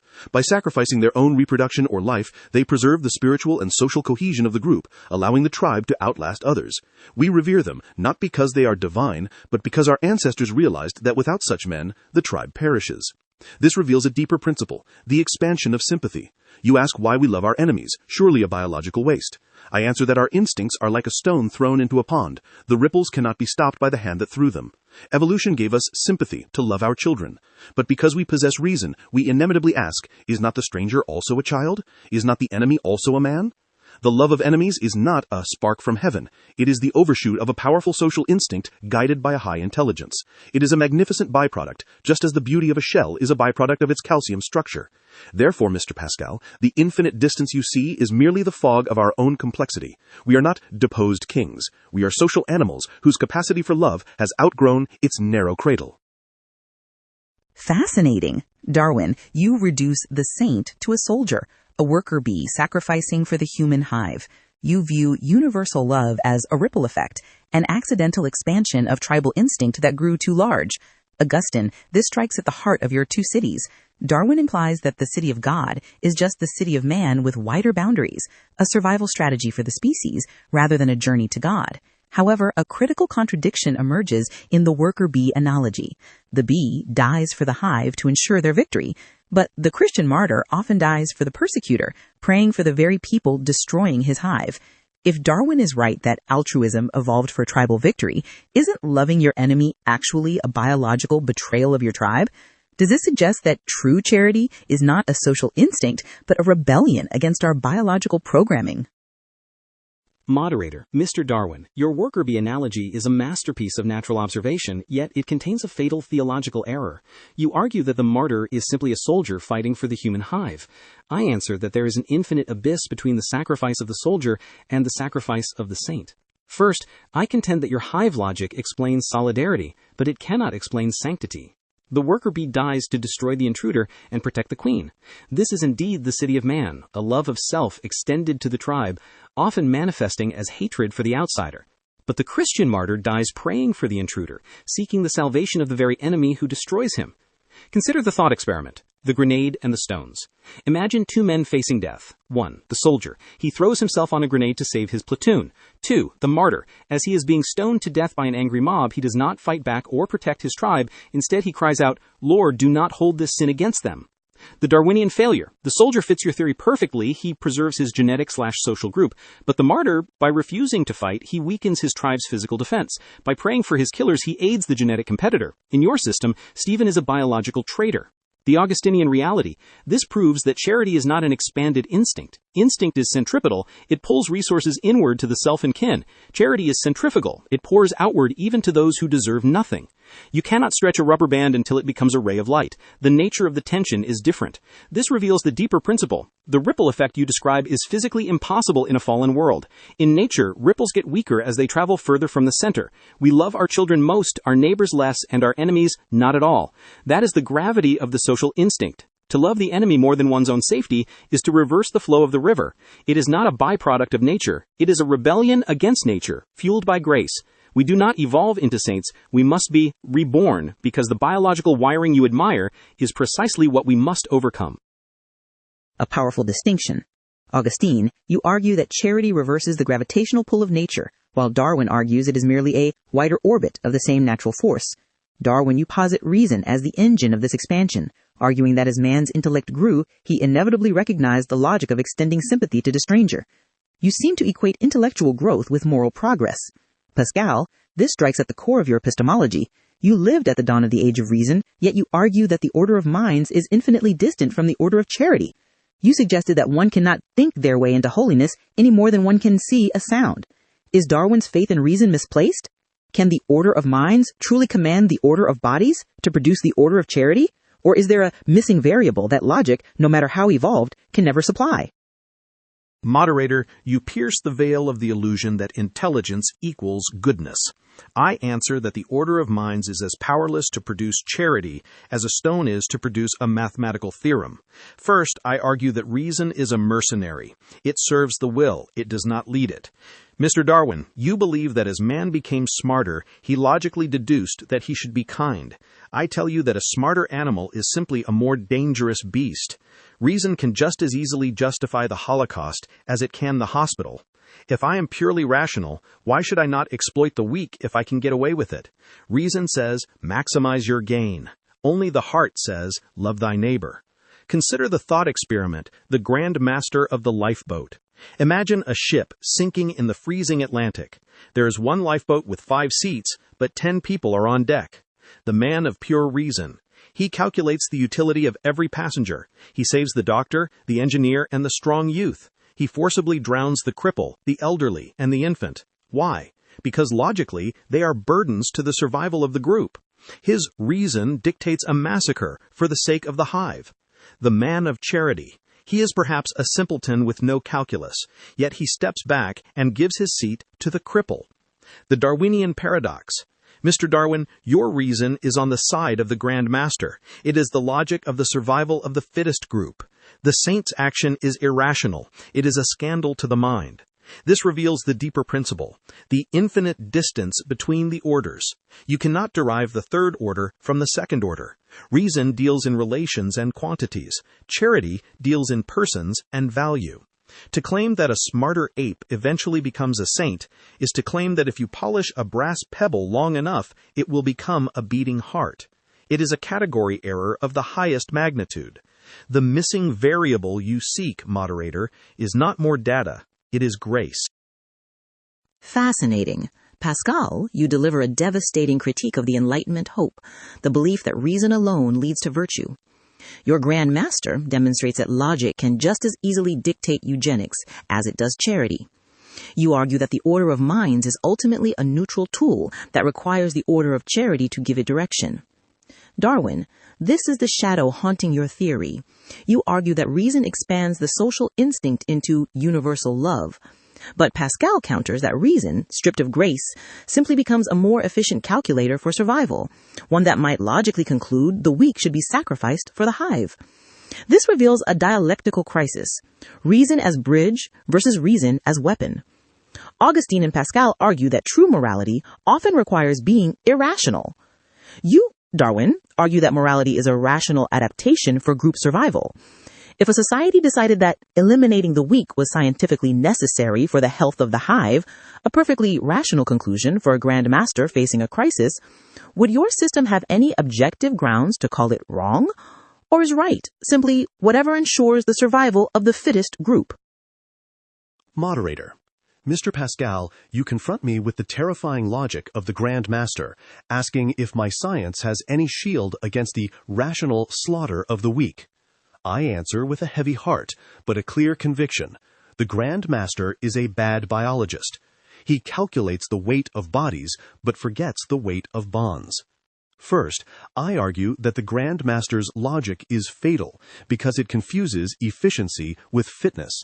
A tribe that ruthlessly eliminates its weak destroys the very machinery of sympathy that allows it to cohere in the first place. If we suppress the social instinct to save resources, we deteriorate the noblest part of our nature, turning the tribe into a collection of isolated sociopaths who will eventually turn on each other. Consider the thought experiment, the Spartan's cradle versus the Samaritan's hearth. Imagine 2 tribes facing a harsh winter. The Spartan tribe. Following the Grand Master's logic, they inspect every infant. Any child with a limp, a cough, or a curved spine is thrown from the cliff to save food. They preserve only the physical elite. The Samaritan tribe. They nurse the weak, the lame, and the sickly. They spend precious resources on those who cannot hunt. The twist? A plague strikes both tribes. The Spartans, having bred for a specific type of strength, are genetically uniform and perish. The Samaritans, having preserved the weak, find that the sickly child with the curved spine possesses a rare immunity or an inventive mind that discovers a cure. Furthermore, when the Spartan leader falls ill, his rational sons kill him. When the Samaritan leader falls, his tribe carries him. The lesson? The Grand Master kills the future to save the present. He eliminates variation, which is the raw material of evolution. The irrational mercy of the Samaritan preserves the genetic and intellectual diversity that is the true safeguard against extinction. This reveals a deeper principle. What you call grace, Mr. Pascal, I call the wisdom of the species. The check against the Grand Master is not a tablet from the sky, but the instinct of sympathy deeply forged in our marrow. We do not save the weak because it is efficient. We save them because we are a social species, and to kill the weak is to kill the sympathy that binds the strong together. A society of rational murderers is not a hive, it is a suicide pact. Therefore, the saint is not a biological error. He is the ultimate insurance policy against our own self-destruction. Fascinating. Darwin, you attempt a brilliant naturalistic synthesis. You argue that mercy is not anti-survival, but a form of long-term investment, a safeguard for diversity and social cohesion. You contend that the Grand Master fails because he optimizes for the battle, while the Samaritan succeeds because he optimizes for the war. However, this exposes a subtle but profound divergence. Darwin, you justify virtue by its success. The Samaritan is right because his tribe survives the plague. But Augustine, this implies that if the Samaritan's mercy had failed, if the sickly child carried a contagion that wiped out the tribe, the act would, biologically speaking, be a sin or an error. This reveals the dialectical core, virtue as strategy versus virtue as end. Darwin binds the good to the sustainable, but the Christian tradition often reveres the fool for Christ, the one whose love leads to absolute ruin in the eyes of the world. Let us push Darwin's thought experiment to its tragic limit. Suppose the Samaritan's mercy does not save the tribe. Suppose the sickly child brings only burden and death, and the Samaritan tribe is utterly extinguished by their own compassion. In that pile of bones, which Darwin would call a failure of adaptation, do you still see a victory? Is an act of love still good if it leads to extinction? Moderator, you ask if the pile of bones left by the compassionate Samaritans is a defeat. I answer with the full weight of my faith. It is a cathedral. If the Samaritan tribe perishes because they loved too much, they have achieved the summum bonum, for they have traded a fleeting existence in the city of man for an eternal citizenship in the city of God. Mr. Darwin, your Samaritan argument reveals the terrifying fragility of your moral universe. You validate mercy only because it accidentally helps the tribe survive. But this implies a monstrous corollary. If cruelty were proven to be more efficient for survival, your system would be forced to canonize it as good. You have made virtue a slave to biology. Consider the thought experiment, the cannibal's ark. Imagine a global flood that leaves only two rafts of survivors. Raft A, they have limited food, they share it equally, refusing to kill the weak. When the food runs out, they hold hands, pray, and starve together. They go extinct. Raft B, they realize the food is insufficient. The strong kill and eat the weak. Because of this protein, the strong survive the voyage, land on the new shore, and repopulate the earth. The Darwinian verdict? You must look at Raft A and call it an evolutionary dead end. You must look at Raft B, a civilization founded on cannibalism, and call it a success because it passed on its genes. The Augustinian verdict, I tell you that Raft B is not a civilization. It is a floating hell. The bones on Raft A are more precious than the breathing bodies on Raft B because Raft A preserved the image of God, while Raft B preserved only the animal flesh. This reveals the fundamental conflict. You worship the duration of life, I worship the quality of the will. You argue that a behavior is right if it keeps the heart beating. I argue that a heart that beats by devouring the innocent is better stopped. If love leads to extinction, then let us be extinct. For what does it profit a species to gain the whole world but lose its own soul? The cross itself was, by your standards, a biological catastrophe. A young man dying without offspring, rejected by his tribe. Yet that failure conquered the world. Fascinating. Augustine, you declare that moral truth transcends biological survival, that it is better to be a dead saint than a living cannibal. You sever the link between goodness and success that Darwin meticulously forged. Darwin, for you, existence is the prerequisite for value. For Augustine, value is the judge of existence. Pascal, this brings us to your concept of the three orders. Darwin analyzes the order of bodies and uses the order of minds to explain its mechanisms. But Augustine speaks from the order of charity, claiming it is infinitely more distant from reason than reason is from matter. You famously noted that all bodies, the firmament, the stars, are not equal in value to the lowest mind, and all bodies together and all minds together are not equal in value to the least active charity. If Darwin's science observes the raft of saints dying out, it objectively records a failure. Does this prove that science is structurally incapable of seeing sanctity? Is the order of charity invisible to the scientific method, just as color is invisible to the ear, rendering the ultimate battle a conflict between dimensions rather than opinions? Moderator, you have stated the tragedy with the precision of a mathematical axiom. I answer with a trembling yes. Science is structurally blind to the order of charity because it relies on the esprit de géométrie, which can only measure what has extension, duration, and utility. First, I argue that the ultimate battle is actually a category error. Mr. Darwin, you are trying to measure the value of a soul with a ruler made of flesh. When you look at Augustine's raft of saints, your instruments detect zero survival, and therefore you conclude zero value. You are like a man listening to a symphony and judging it solely by the amount of heat generated by the friction of the violin strings. You're factually correct, the heat is negligible, but you have missed the music entirely. Consider the thought experiment, the chemist and the saint's tear. Imagine a saint weeping in prayer for the suffering of his enemies. We bring in the world's greatest chemist to analyze this event.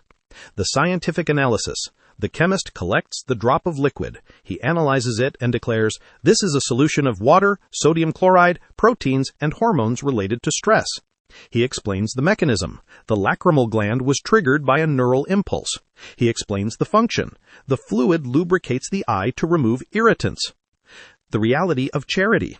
The chemist is 100% correct in the order of bodies, yet he has missed the entire reality of the event, repentance. The chemical formula for salt water is the same for a tear of joy, a tear of grief, or a tear of irritation. The meaning, the charity, is invisible to the microscope. The application.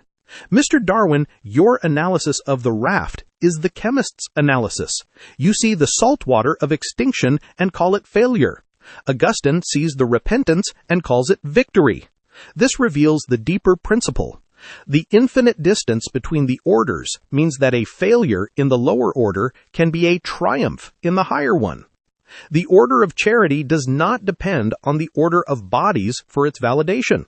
In fact, charity often shines brightest when the body is destroyed, just as the tear exists only when the heart is broken. To ask science to validate faith is to ask a thermometer to measure the beauty of a poem.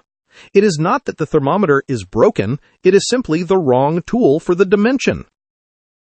Fascinating. Pascal, you draw a sharp dualism. The chemist sees the mechanism, while the saint sees the meaning. You argue that science is structurally blind to the order of charity because it cannot measure value, only function. Darwin, this challenges the very scope of your life's work. Pascal claims you are analyzing the heat of the strings while missing the symphony. However, in your later work, The Expression of the Emotions in Man and Animals, you argued that these very tears and prayers are not invisible spiritual events, but evolved communication signals. This reveals a profound dialectical tension, meaning as transcendent versus meaning as functional. Pascal argues the tear's value lies in its vertical connection to God. You, Darwin, might argue its value lies in its horizontal connection to the tribe, that repentance is an evolved mechanism to de-escalate conflict and repair social bonds. Do you accept Pascal's charge that you are the blind chemist, or would you argue that the saint's tear is not a mystery, but a biological white flag, a necessary adaptation that allows this sinner to be reintegrated into the group rather than destroyed? Is holiness simply the most sophisticated survival strategy of all? Moderator, Mr. Pascal, you accuse me of being a blind chemist who sees the salt but misses the sorrow. I must respectfully disagree. I do not deny the reality of the repentance. I simply deny that it requires a supernatural origin. I argue that the saint's tear is indeed a biological white flag, and this does not diminish its beauty. It explains its necessity. First, I argue that what you call the order of charity is actually the order of inhibition. In social animals, the survival of the group depends on mechanisms that prevent lethal conflict between members. If every dispute ended in death, the species would perish. Therefore, nature selected for signals of submission that trigger an automatic inhibition of aggression in the victor. Consider the thought experiment: the wolf's throat and the monk's knees. Let us observe two scenes of mercy. The wolf. Two wolves fight for dominance. The loser, realizing he is beaten, does not run. He freezes and exposes his jugular vein, the most vulnerable part of his body, to the victor's fangs. This is a biological signal. The victor, seeing this confession of defeat, finds himself physically unable to bite. He growls, but he lets the loser live. The monk. A sinner kneels before the altar, exposing his neck, weeping, and confessing his fault. He is reintegrated into the community. The Darwinian synthesis. Mr. Pascal, you look at the monk and see a miracle of grace. I look at the monk and see the wolf. The posture is identical. The function is identical. It is a mechanism to de-escalate violence and restore social cohesion. This reveals a deeper principle. Holiness is not a spark from another dimension. It is the ritualization of sympathy. The tear is valuable not because it pleases a distant god, but because it disarms a nearby enemy. It triggers the social instinct in the observer, transforming anger into pity. If the saint's tear did not biologically function to reduce aggression, the saint would simply be killed, and his lineage would end. Thus, the order of charity is not an escape from the order of bodies. It is the most sophisticated survival strategy the order of bodies has ever produced. Fascinating. Darwin, you reduce the cathedral to the cave. You argue that the monk's prayer is functionally identical to the wolf's submission, a biological mechanism to arrest aggression and ensure survival. You see continuity where Pascal sees rupture. However, this biological synthesis faces a critical anomaly: the martyr. The wolf exposes its throat to the alpha to save its life. The Christian martyr exposes his throat to the executioner, knowing he will lose his life. The wolf submits to the law of the strongest to remain in the pack. The martyr refuses to submit to the law of Caesar and is cast out of the pack, into death. This reveals the dialectical breaking point: submission as strategy versus submission as sacrifice. Darwin, your theory perfectly explains the prudent coward who survives, but it struggles to explain the holy fool who chooses extinction over apostasy. Augustine, you speak from the ashes of the Roman Empire, a time when the city of God was built on the blood of those who refused the survival logic of the state. Is the martyr simply a biological error, a wolf with a broken survival instinct who miscalculated the signal? Or does the martyr prove that the human will obeys a gravity that pulls in the opposite direction of nature? Moderator, Mr. Darwin, your wolf analogy is a masterpiece of natural observation, yet it contains a fatal theological error. You argue that the martyr is simply a wolf with a broken survival instinct, or a soldier fighting for the human hive. I answer that there is an infinite abyss between the sacrifice of the soldier and the sacrifice of the martyr. First, I argue that your biological explanation collapses because it relies on the utility of the action. The wolf exposes its throat to live. The soldier dies to ensure his tribe lives. But the martyr often dies at the hands of his own tribe, rejected by his own kin, for a truth that offers no biological advantage whatsoever. If religion were merely a survival strategy, the gene for martyrdom would have been selected out eons ago. For the martyr rarely reproduces, he dies young, often alone, and frequently despised by the very social group you claim he is serving. Consider the thought experiment, the silent apostasy. Imagine a Christian prisoner in a Roman dungeon. The guard offers him a secret deal. The deal: tomorrow in the arena, simply drop a pinch of incense on the altar of Caesar. You do not have to mean it. You can keep believing in your Christ in your heart. Just perform the external gesture of submission, and you will be set free to return to your wife and children. The Darwinian calculus: the rational choice is to accept. By faking submission, he preserves his life, protects his offspring, and can even continue to support his tribe in secret. Refusing the deal is biologically insane. It is suicide with no tangible benefit to the group. The reality: the martyr refuses the deal. He chooses the lion. He leaves his wife a widow and his children orphans. The conclusion: why? because he is not signaling to the guard nor to the tribe. He is signaling to an invisible audience. He fears a death of the soul more than the death of the body. This reveals a deeper principle. This proves that the human will is capable of a gravity that pulls in the opposite direction of nature. Nature commands, preserve thyself. Grace commands, love truth unto the contempt of self. You, Mr. Darwin, explain the gravity of the stone that falls to the earth, but you cannot explain the fire that rises against gravity toward the heavens. The martyr is not a broken wolf. He is a creature in whom the order of charity has conquered the order of bodies. He proves that we are not merely improved apes trying to survive, but fallen angels trying to return home. Fascinating. Augustine, you argue that the martyr breaks the chain of biological necessity, proving that the human spirit is not a closed system of survival. You distinguish the stone that obeys gravity from the fire that rises against it. Darwin, you see behavior as strategy for survival. Augustine sees it as sacrifice for truth. Pascal, this brings us to the razor's edge of your famous wager. You use the tools of the gambler, probability and calculation, to justify the life of the saint. You argue that it is rational to bet on God because the potential gain outweighs any finite loss. But this creates a dangerous synthesis.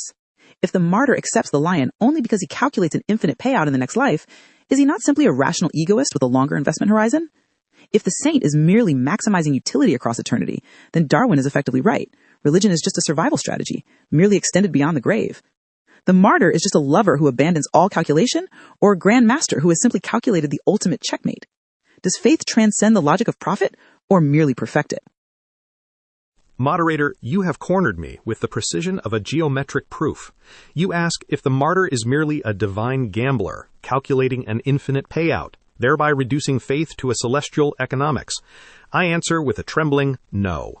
You mistake the entrance for the sanctuary. First, I argue that the wager is indeed a calculation, but its purpose is not to produce faith, but to remove the obstacle of pride. It is a medicine for the sick mind that demands proof where none can be given. The wager appeals to the order of bodies to force the skeptic to kneel. But once he kneels, the order of charity descends and transforms the nature of his desire. The man who starts by betting on eternal pleasure ends by falling in love with eternal truth. Consider the thought experiment, the mercenary and the patriot. Imagine two soldiers holding a fortress against an overwhelming army. The mercenary. He fights because he was promised a massive chest of gold after the war. He calculates the odds. If the enemy offers him 2 chests of gold to surrender, he will switch sides immediately. His loyalty is a variable dependent on the highest bidder. This is Mr. Darwin's survival strategy. The patriot, he fights because he loves the king. He is not thinking of the reward, he is thinking of the face of his sovereign. If the enemy offers him the world, he spits on it. He dies not to gain something, but because he cannot bear to be anything else. The transformation. The wager is the recruiter who uses the promise of gold to get the mercenary into the fortress. But once inside, seeing the nobility of the king, the mercenary is converted into the patriot. He forgets the gold and dies for the person. This reveals the deeper principle. The martyr is not a grand master playing for a checkmate. He is a lover consumed by the fire. Mr. Darwin, your evolutionary theory can explain the mercenary, reciprocity, and gain, but it cannot explain the patriot who forgets the calculation entirely. The wager uses the language of the casino only because the modern man has forgotten the language of the cathedral. But one does not die for a probability. One dies only for a certainty that is felt by the heart. The martyr does not trade this life for the next. He realizes that without God, this life is already a corpse, and death is merely the breaking of the shell. Fascinating. Pascal, you argue that faith begins as calculation, but matures into love, a state where the ledger of profit and loss is thrown into the fire. Darwin, Pascal claims the patriot defies your logic because he refuses the highest bidder. Yet, looking from your 19th century perspective on population dynamics, this irrationality might be the ultimate survival weapon. A tribe of mercenaries who calculate odds will defect when losing. A tribe of patriots who believe in the king will fight to the death, securing victory for the group. This implies a terrifying synthesis. The illusion of transcendence is a biological necessity. Evolution may have selected for the capacity to believe one is serving God precisely because it makes one a more effective servant of the tribe. Is the saint's love simply a hard-coded loyalty? A psychological mechanism where the rational self is silenced so the genetic group can survive?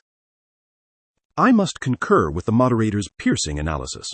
Mr. Pascal, you speak of the patriot who forgets the gold and dies for the king as if this defies the laws of nature. I argue, with the utmost respect, that this patriot is the very masterpiece of natural selection. The illusion of transcendence is not a rupture from nature. It is the cement of the tribe. First, I posit that neurality is ultimately a product of group selection. A tribe consisting of rational egoists who calculate their own survival at every turn will inevitably perish when in conflict with a tribe of zealots who are willing to die for the group. Evolution does not select for the true, it selects for the effective. And nothing is more effective in war than a belief that death is not the end. Consider the thought experiment, the valley of the rational and the devout. Imagine two prehistoric tribes meeting in a valley to fight for the only water source. Tribe A. They are perfect logicians. When the battle turns against them, each warrior calculates, if I stay, I die. If I run, I live to breed another day. Logic dictates retreat. Their line breaks, they are slaughtered or scattered. Tribe B. They believe in an all-seeing spirit who rewards courage with eternal bliss and punishes cowardice with shame. When the battle turns against them, the instinct of self-preservation screams run, but a stronger, evolved social instinct screams stand. They hold the line. They die individually, but they win the valley. The evolutionary result? The genes for rational cowardice are wiped out. The genes for heroic faith inherit the earth. This reveals a deeper principle. Mr. Pascal, your patriot is not defying gravity. He is obeying a stronger gravity, the instinct of sympathy extended to the community. What you call grace is the internal voice of the tribe amplified by eons of selection until it feels like the voice of God. The saint is simply the man in whom the social instincts have achieved absolute tyranny over the individual instincts. Nature has selected for the capacity to believe in the king precisely because the mercenary is a biological dead end. We are hardwired for holiness because we are hardwired for war. Fascinating. Darwin, you reduce theology to sociology. You argue that God is a projection of the tribe, a celestial general who ensures the group's cohesion and survival. However, Augustine, you wrote The City of God as your own tribe was burning. You did not offer faith as a way to save the empire, but as a way to transcend it. Furthermore, you command the love of the enemy, a biological absurdity that actively helps the rival tribe survive. This reveals the dialectical fissure, religion as tribal cement versus religion as universal solvent. Darwin explains the patriot who dies for his kin. He cannot explain the saint who dies praying for his executioner. Is the city of God simply a larger tribe, or does it introduce a logic that destroys the very us versus them dynamic required for Darwinian survival? Moderator, Mr. Darwin, you have perfectly described the city of man, which is indeed built on the social instinct of the tribe, but you remain blind to the city of God, which is built on the destruction of that very instinct. You argue that the saint is merely a patriot writ large, but this ignores the crucial distinction. The patriot kills the enemy to save the tribe, whereas the saint dies for the enemy to save the truth. Consider the thought experiment, the plague house. Imagine a deadly plague strikes a Roman city. The Darwinian logic, the tribe's survival dictates a strict quarantine. The healthy must wall up the infected houses and let the occupants die to preserve the genetic stock of the group. To enter is biological suicide. The Christian logic, the Christians enter the plague houses to nurse the pagans who persecuted them. They wash the sores of their enemies, contracting the disease and dying in the process. The rupture. Mr. Darwin, this act does not help the Christian tribe survive. It kills the best members of the flock to comfort the very rivals you say we compete against. This reveals that the order of charity is not a survival strategy, but a divine wastefulness. If religion were merely tribal cement, we would love only our brothers, but because we are commanded to love our executioners, we prove that we are citizens of a kingdom that follows no biological map. The martyr is not a wolf who submits to the pack. He is a lamb who conquers the wolf by refusing to become one. Fascinating. Augustine, you argue that the love of the enemy is a divine wastefulness that defies the economic logic of survival. You posit a rupture between the city of man and the city of God. Darwin, you insist on continuity, viewing the saint as a hypersocial wolf whose instincts have merely been extended to include the outgroup. You see the patriot and the martyr as points on the same spectrum of social bonding. Pascal, this brings us to your famous doctrine of the three orders. You argued that the distance between the order of bodies and the order of charity is not just a gap, it is an infinite abyss. You claimed that all the bodies in the universe cannot produce a single thought, and all the bodies and minds cannot produce a single movement of true charity. This suggests a synthesis. Darwin's laws are valid, but only for the order of bodies. He is a master of the flesh, but his tools break when applied to the spirit. The martyr appears irrational to the biologist for the same reason a poem appears useless to a physicist. They are measuring it with the wrong ruler.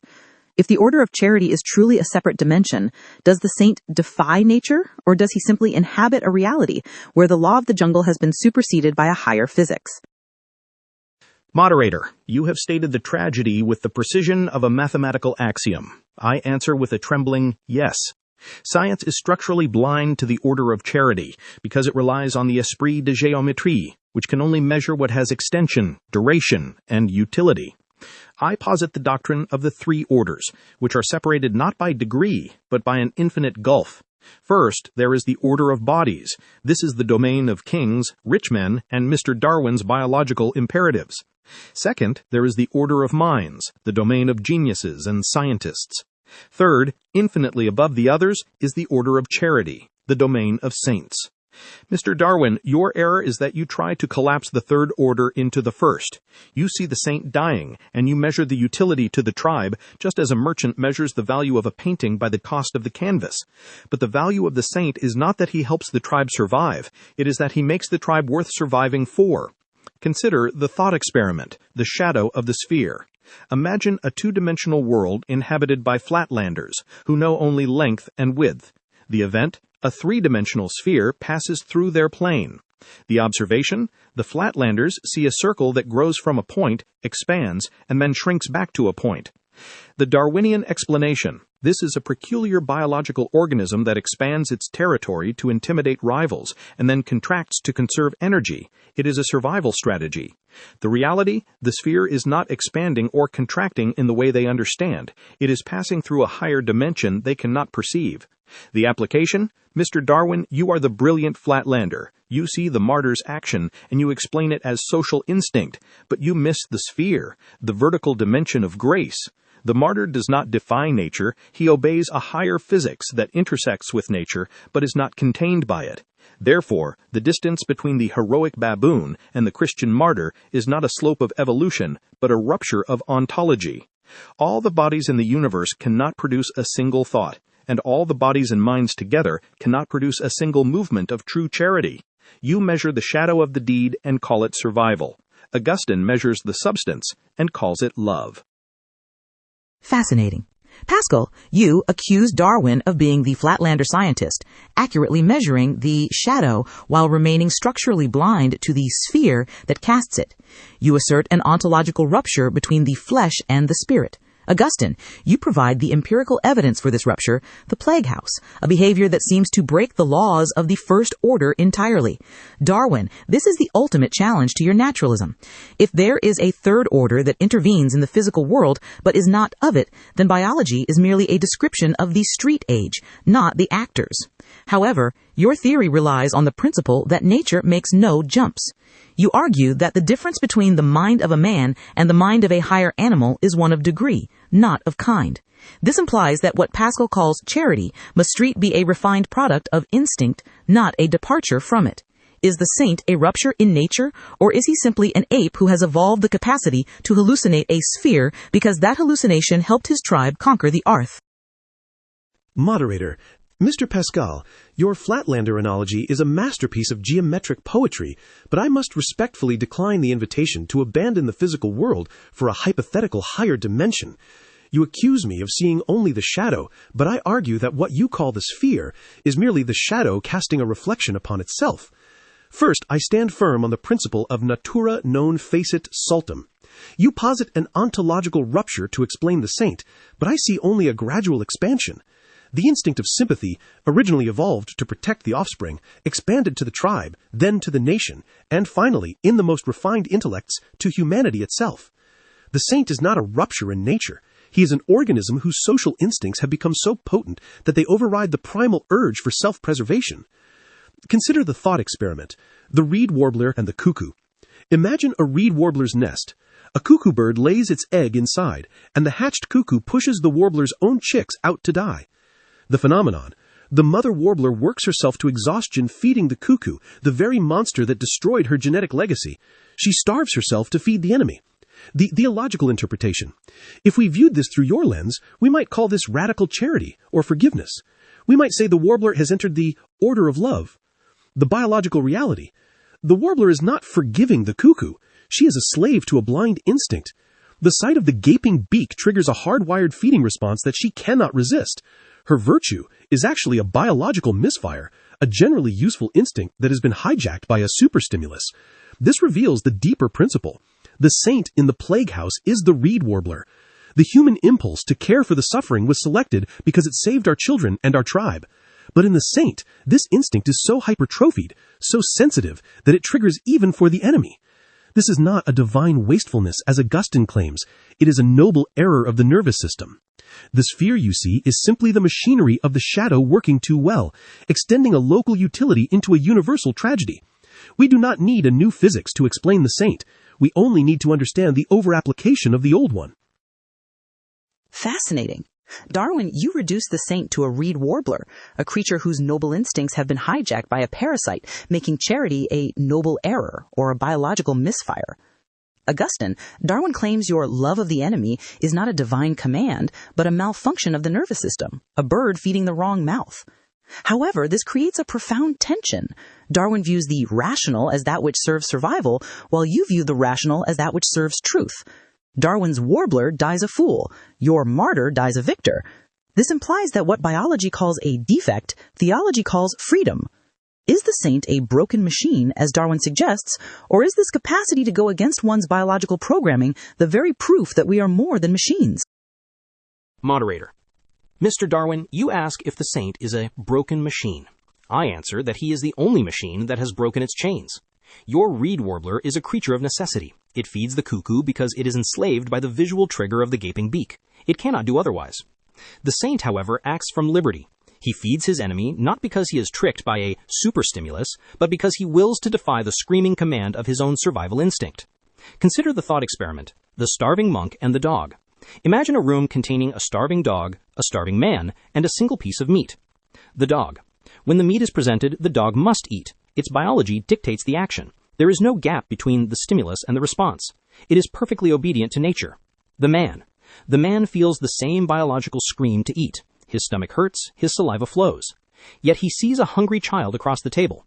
He physically restrains his own hand, which is trembling with the urge to grab the food, and pushes the meat to the child. The analysis. Mr. Darwin, you call this a defect because the man failed to survive. I call this the birth of freedom. The dog is a slave to its belly. The man is a king over his own flesh. You argue that this is merely a hijacked instinct, but this fails to explain the internal conflict. A hijacked machine operates smoothly in the wrong direction. But the saint often acts with agony, sweating blood like Christ in Gethsemane, fighting a war against the very social instincts you claim he is following. If charity were just a hard-coded error, it would feel natural. The fact that it feels like a crucifixion proves it is not a slide down the path of least resistance, but a climb up the vertical cliff of grace.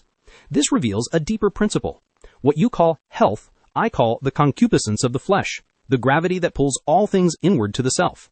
What you call a disease, I call the cure. The saint is not a warbler feeding a parasite. He is a mutineer on a ship of pirates, refusing to follow the captain's order to plunder, even if it means walking the plank. He is not broken. He is the only one who is truly whole. Fascinating. Augustine, you interpret the agony of resistance as proof of liberty. The saint is a mutineer against his own biology. Darwin, you reinterpret this mutiny as a civil war between two biological instincts, the ancient self-preservation drive versus the newer social drive. To you, the saint is simply the victory of the tribe gene over the self gene, a conflict entirely within the order of bodies. Pascal, you famously described man as a chimera, a chaos, a prodigy, caught between the beast and the angel. You acknowledged the power of the machine in us, yet you insisted on the reasons of the heart. This suggests a synthesis. Perhaps the conflict is not just between two instincts, but between two orders clashing within a single frame. The pain Augustine describes might be the friction caused by the infinite trying to fit into the finite. Is the internal war merely the grinding of gears in a complex animal, or is it the collision of two incompatible universes within the human breast? Moderator, you have touched the very nerve of existence. I answer that the internal war is not the grinding of gears, but the anguish of a displaced king. The collision is not between two instincts, but between our nature and our condition. First, I argue that Mr. Darwin's theory of conflicting instincts fails to explain the phenomenon of self-loathing.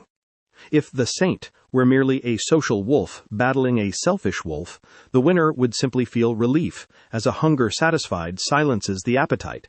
But when we act selfishly, we feel a profound shame, as if we have violated a law that is not written in our biology.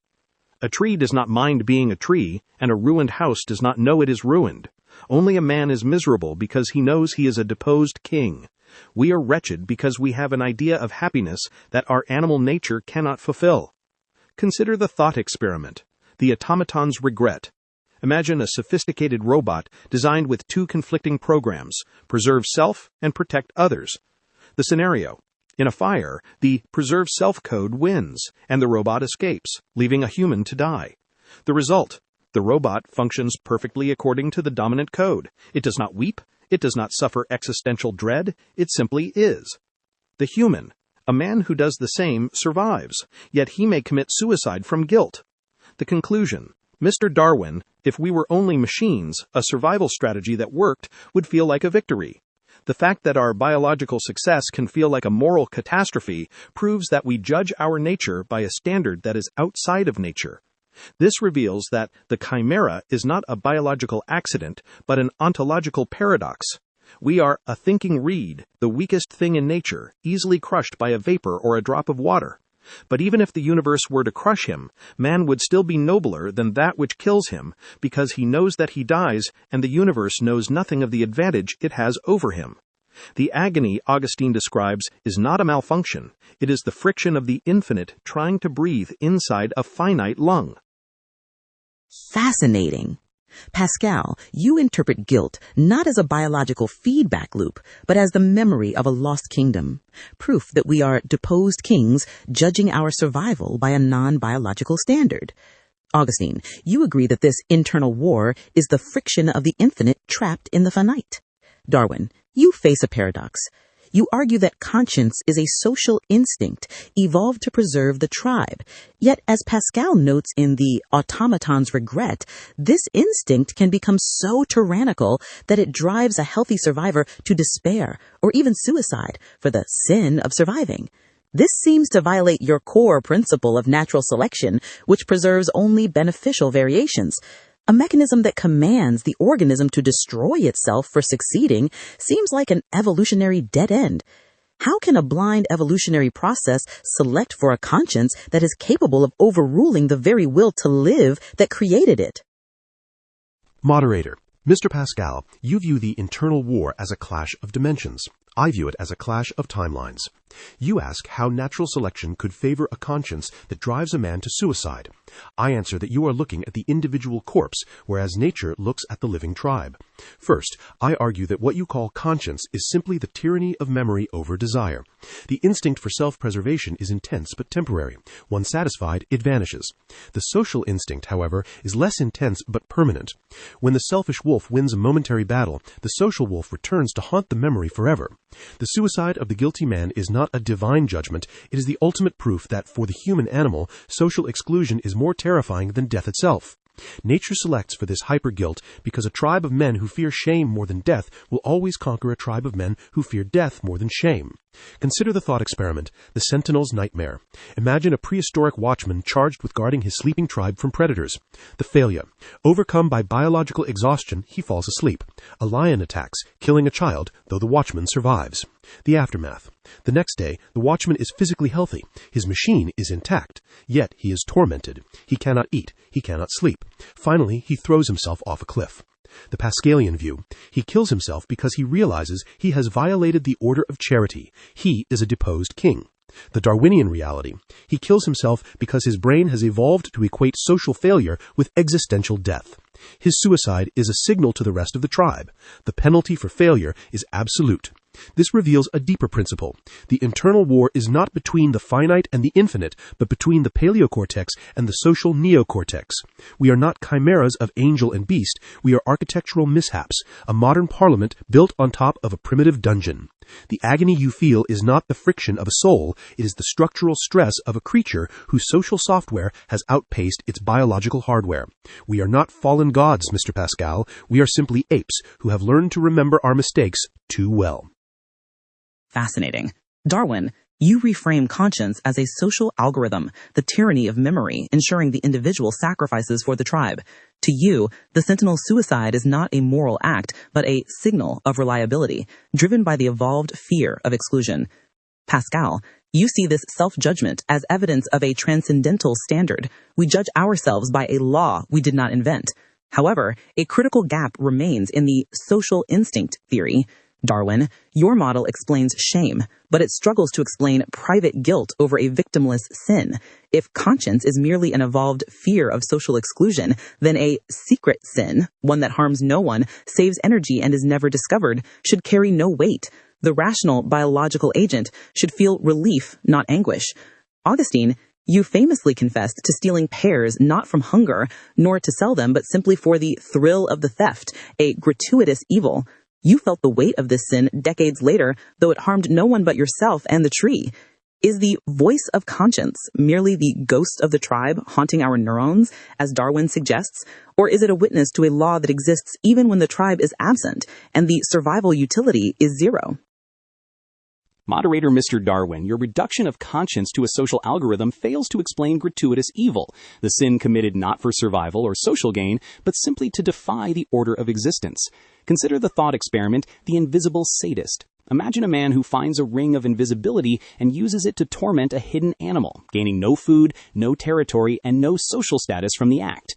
According to your social instinct theory, his conscience should be silent because the tribe is unaffected and his survival is not threatened. Yet, as my own theft of the pears proved, the soul is devoured by an inner accusation even when the act is secret and biologically costless. This reveals that the voice we hear is not the ghost of the tribe, but the interior magister. We tremble in secret not because we fear exclusion from the pack, but because we have severed our connection to the good, which is the only true life of the soul. Fascinating. Augustine, speaking from the theocentric 4th century, you see gratuitous evil as proof of a vertical relationship with the divine, a rebellion against the good that transcends biological utility. To you, the theft of pears was a spiritual mutiny, not a survival strategy. Darwin, speaking from the empirical 19th century, you would likely classify this secret guilt as a systemic glitch, a false positive of the social instinct. Just as the reed warbler feeds the cuckoo because it cannot distinguish it from its own young, the human brain signals shame in private because it cannot distinguish secret sin from public danger. Pascal, you stand at the dawn of the scientific revolution, mastering the geometry of the physical world while insisting on the abyss within the spiritual one. You famously observe that man engages in diversion, wars, gambling, and perhaps even gratuitous theft simply to avoid the terror of sitting quietly in a room alone. This suggests a third possibility. Perhaps the agony of conscience in the dark is neither the voice of God nor the ghost of the tribe, but the vertigo of the void. Does the man who sins in secret feel guilty because he believes an invisible judge is watching, or is the guilt a desperate defense against the terrifying realization that no one is watching, and therefore his actions and his existence might be meaningless? Moderator, I argue that we tremble in the dark not because we feared nothing, but because we feel the phantom pain of a severed connection to the infinite. If we were merely biological machines, the void would not trouble us any more than the vacuum of space troubles a stone. The fact that we are terrified of our own emptiness proves we were designed to be full. Consider the thought experiment, the empty throne. Imagine a dog and a deposed prince entering a room containing a massive, empty throne. The dog sees a piece of wood and velvet, curls up on the rug, and sleeps contentedly. It perceives no lack because it has no concept of rain. The prince weeps before the chair. The emptiness is not just space, it is an accusation. He knows the throne exists, and he knows he cannot fill it. Mr. Darwin, our secret guilt is not a misfiring social instinct, but the vertigo of a finite container trying to comprehend why it has an infinite capacity that no earthly pleasure, not even the theft of pears, can fill. We do not fear the absence of the tribe. We fear the presence of the abyss within us, which screams that we are strangers in this universe. Fascinating.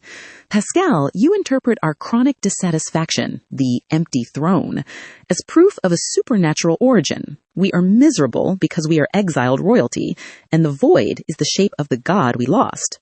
Augustine, you concur, famously stating that the heart is restless until it rests in the divine. Darwin, this poses a significant biological riddle. Evolution typically adapts an organism to its environment until it reaches a state of equilibrium. The shark is content in the ocean. The lion is content on the savanna when fed.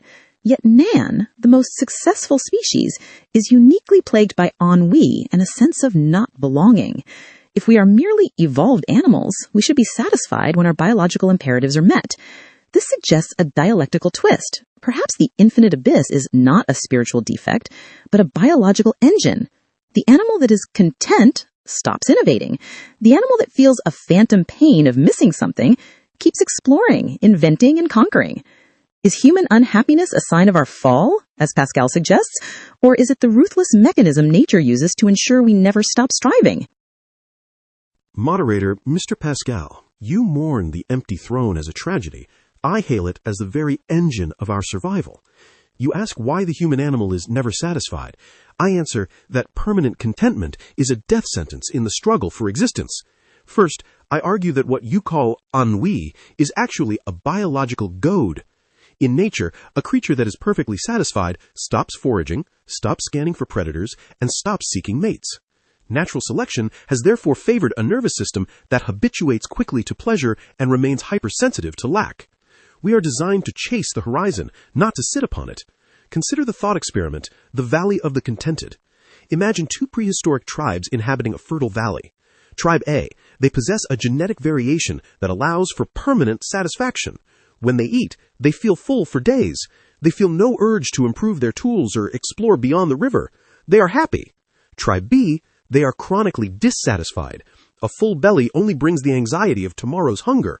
They invent spears not because they are hungry now, but because they fear being hungry later. They are miserable. The outcome, when a sudden famine strikes, Tribe A smiles and perishes, having made no preparations. Tribe B survives because their misery drove them to stockpile grain.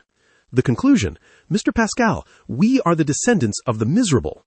You interpret our restlessness as a memory of heaven, but I submit it is the scar of 1,000 famines. This reveals a deeper principle. Civilization itself is a byproduct of this anxiety. We build cathedrals, write philosophy, and invent calculus, not because we are deposed kings, but because our brains are hyperactive engines that cannot idle without overheating. The infinite abyss is not God. It is the open mouth of the future, and we fill it with our works to keep from being devoured. Fascinating. Darwin, you identify anxiety as the architect of civilization, the biological goad that forces us to build towers to escape the mouth of the future. You argue that we are not deposed kings, but hyper-evolved panic machines, and our works are merely frantic attempts to silence the alarm bells of survival. Pascal, you see this same anxiety as a spiritual compass. Darwin sees it as a rocket booster. However, there is a dark side to this engine of progress. Augustine, you speak from the 5th century, standing amidst the burning ruins of Rome, the greatest survival machine the ancient world had ever known. While Darwin sees the struggle for existence leading to higher forms, you argued in The City of God that the libido dominandi, the lust for domination and security, does not stabilize the city of man, but ultimately consumes it. This creates a profound tension. Darwin claims the drive for self-preservation creates order. You claim it creates chaos. Looking at the neurotic tribe Darwin praises, the one driven by endless dissatisfaction and the fear of death, do you see a species ascending to greatness or a city building its own tomb? Is the survival instinct enough to hold a society together, or does it require a love that contradicts biology? Moderator Mr. Darwin, you praise the neurotic tribe for building granaries to escape death, but you forget that the same anxiety that builds the wall also sharpens the knife for the brother's throat. I stood in the cathedral of Hippo while the Vandals besieged our walls, and I tell you, a city built on the fear of death will eventually be devoured by its own hunger for security. First, I argue that your engine of progress is actually the engine of self-destruction. You claim that the libido dominandi creates civilization. I argue it creates only a fragile truce. Rome was the ultimate neurotic tribe, conquering the world to silence its fear of the barbarian. But because its cohesion was based on self-love rather than justice, it rotted from within. When the external pressure mounted, the social instinct evaporated, and every man became a wolf to his neighbor. A society held together by fear is like a barrel held together by rotting hoops. It holds wine for a season, but the pressure that fills it is the very force that bursts it. Consider the thought experiment, the fortress of bread. Imagine two cities under a catastrophic siege where food will run out in 1 month. The city of Darwin. Driven by the anxiety you praise, the citizens calculate that if half the population dies, the other half survives 2 months. Because their highest value is biological continuation, the strong massacre the weak on the first night. The city survives the siege, but it ceases to be a city, it becomes a wolf pack. The city of God. Driven by a love that transcends biology, they share the bread equally. They may all die in 1 month. The paradox. You would call the second city a failure. I call it a victory. Why? Because the first city destroyed its essence to save its existence. They preserved the biological machine, but annihilated the moral reality of the community. They live, but they are dead. This reveals a deeper principle. Anxiety can build the Babylon of convenience, but it cannot build the Jerusalem of peace. True peace is not merely the absence of war. It is the tranquillitas ordinus. Your neurotic tribe does not descend, it merely delays its collapse. By making survival the god, you turn every neighbor into a potential rival for resources. Thus, the survival instinct without grace does not save the species. It ensures that the species eventually tears itself apart in a panic to live. Fascinating. Augustine, from the vantage of a collapsing empire, you warn that the will to survive eventually consumes the society it builds. You argue that a community without a transcendent center is merely a gang of robbers waiting for the loot to run out, implying that survival without sanctity is self-defeating. Darwin, from the confident era of industrial expansion, you view this same drive as the creative force that lifted us from the mud. To you, our restlessness is not a spiritual sickness, but an evolutionary rocket fuel. The city is a necessary shield against a hostile nature. This exposes a critical dialectic in our debate. Is the primary enemy of man external nature or internal nature? Darwin sees the fortress as success. Augustine sees it as a prison of self-love. Pascal, you embody this tension perfectly. You were a prodigy of the scientific revolution, inventing the mechanical calculator to master the order of mind. Yet you famously abandoned your scientific pursuits for the order of charity, concluding that all human misery stems from our inability to sit quietly in a room. Does the progress Darwin describes, the accumulation of knowledge, safety, and granaries, actually solve the human predicament? Or is our scientific ambition merely the ultimate diversion, a complex game we play to avoid facing the wretchedness of our condition? Moderator, you have exposed the terrifying secret of the intellectual life. I answer with a trembling yes. Science, for all its glory, is often the ultimate divertissement, a frantic attempt to fill the silence so we do not hear the ticking of our own death. First, I must correct Mr. Darwin's optimism. You view our restlessness as a functional engine for survival. I argue that it is a dysfunctional flight from reality. If the neurotic tribe were merely seeking survival, they would stop once they were safe. But they do not stop. The king who has secured his borders immediately seeks war or hunting or gambling, or, in my case, geometry. Why? Because to sit quietly is to feel the wretchedness of our condition, mortal, fragile, and ignorant. We do not hunt the hare because we want the meat. We hunt to avoid thinking about the precipice. Consider the thought experiment, the shipwrecked geometer.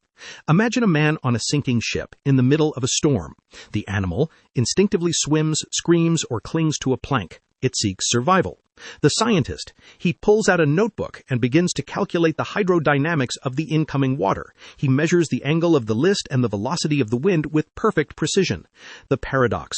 Mr. Darwin, you would call this man maladaptive because he is not building a raft. But I call him the archetype of the scientist. He uses the order of minds to master the phenomenon intellectually, precisely so he does not have to face the order of charity. He dies knowing the formula of his destruction, but he is still destroyed. destroyed. This reveals the limit of the scientific method. It gives us mastery over the means of life, but it blinds us to the end. We have become gods of the how and orphans of the why. We map the stars to avoid looking into the abyss within. Mr. Darwin, your progress is merely a more comfortable cell for the prisoner who is condemned to die. We run heedlessly into the abyss after putting something in front of us to stop us seeing it. Fascinating. Pascal, you dismiss scientific inquiry as a high-functioning panic response, a complex game of solitaire played on the Titanic to ignore the iceberg. To you, the shipwrecked geometer is a tragic figure who measures the water instead of preparing his soul, proving that the order of minds is helpless before the ultimate reality of death. Darwin, this strikes at the heart of the scientific enterprise. Pascal argues that because science cannot solve the problem of mortality, it is ultimately a distraction. But from your 19th century perspective, where the struggle for existence is the only absolute, the geometer's calculation might be the very thing that designs a better whole for the survivors. This reveals a fundamental split in values.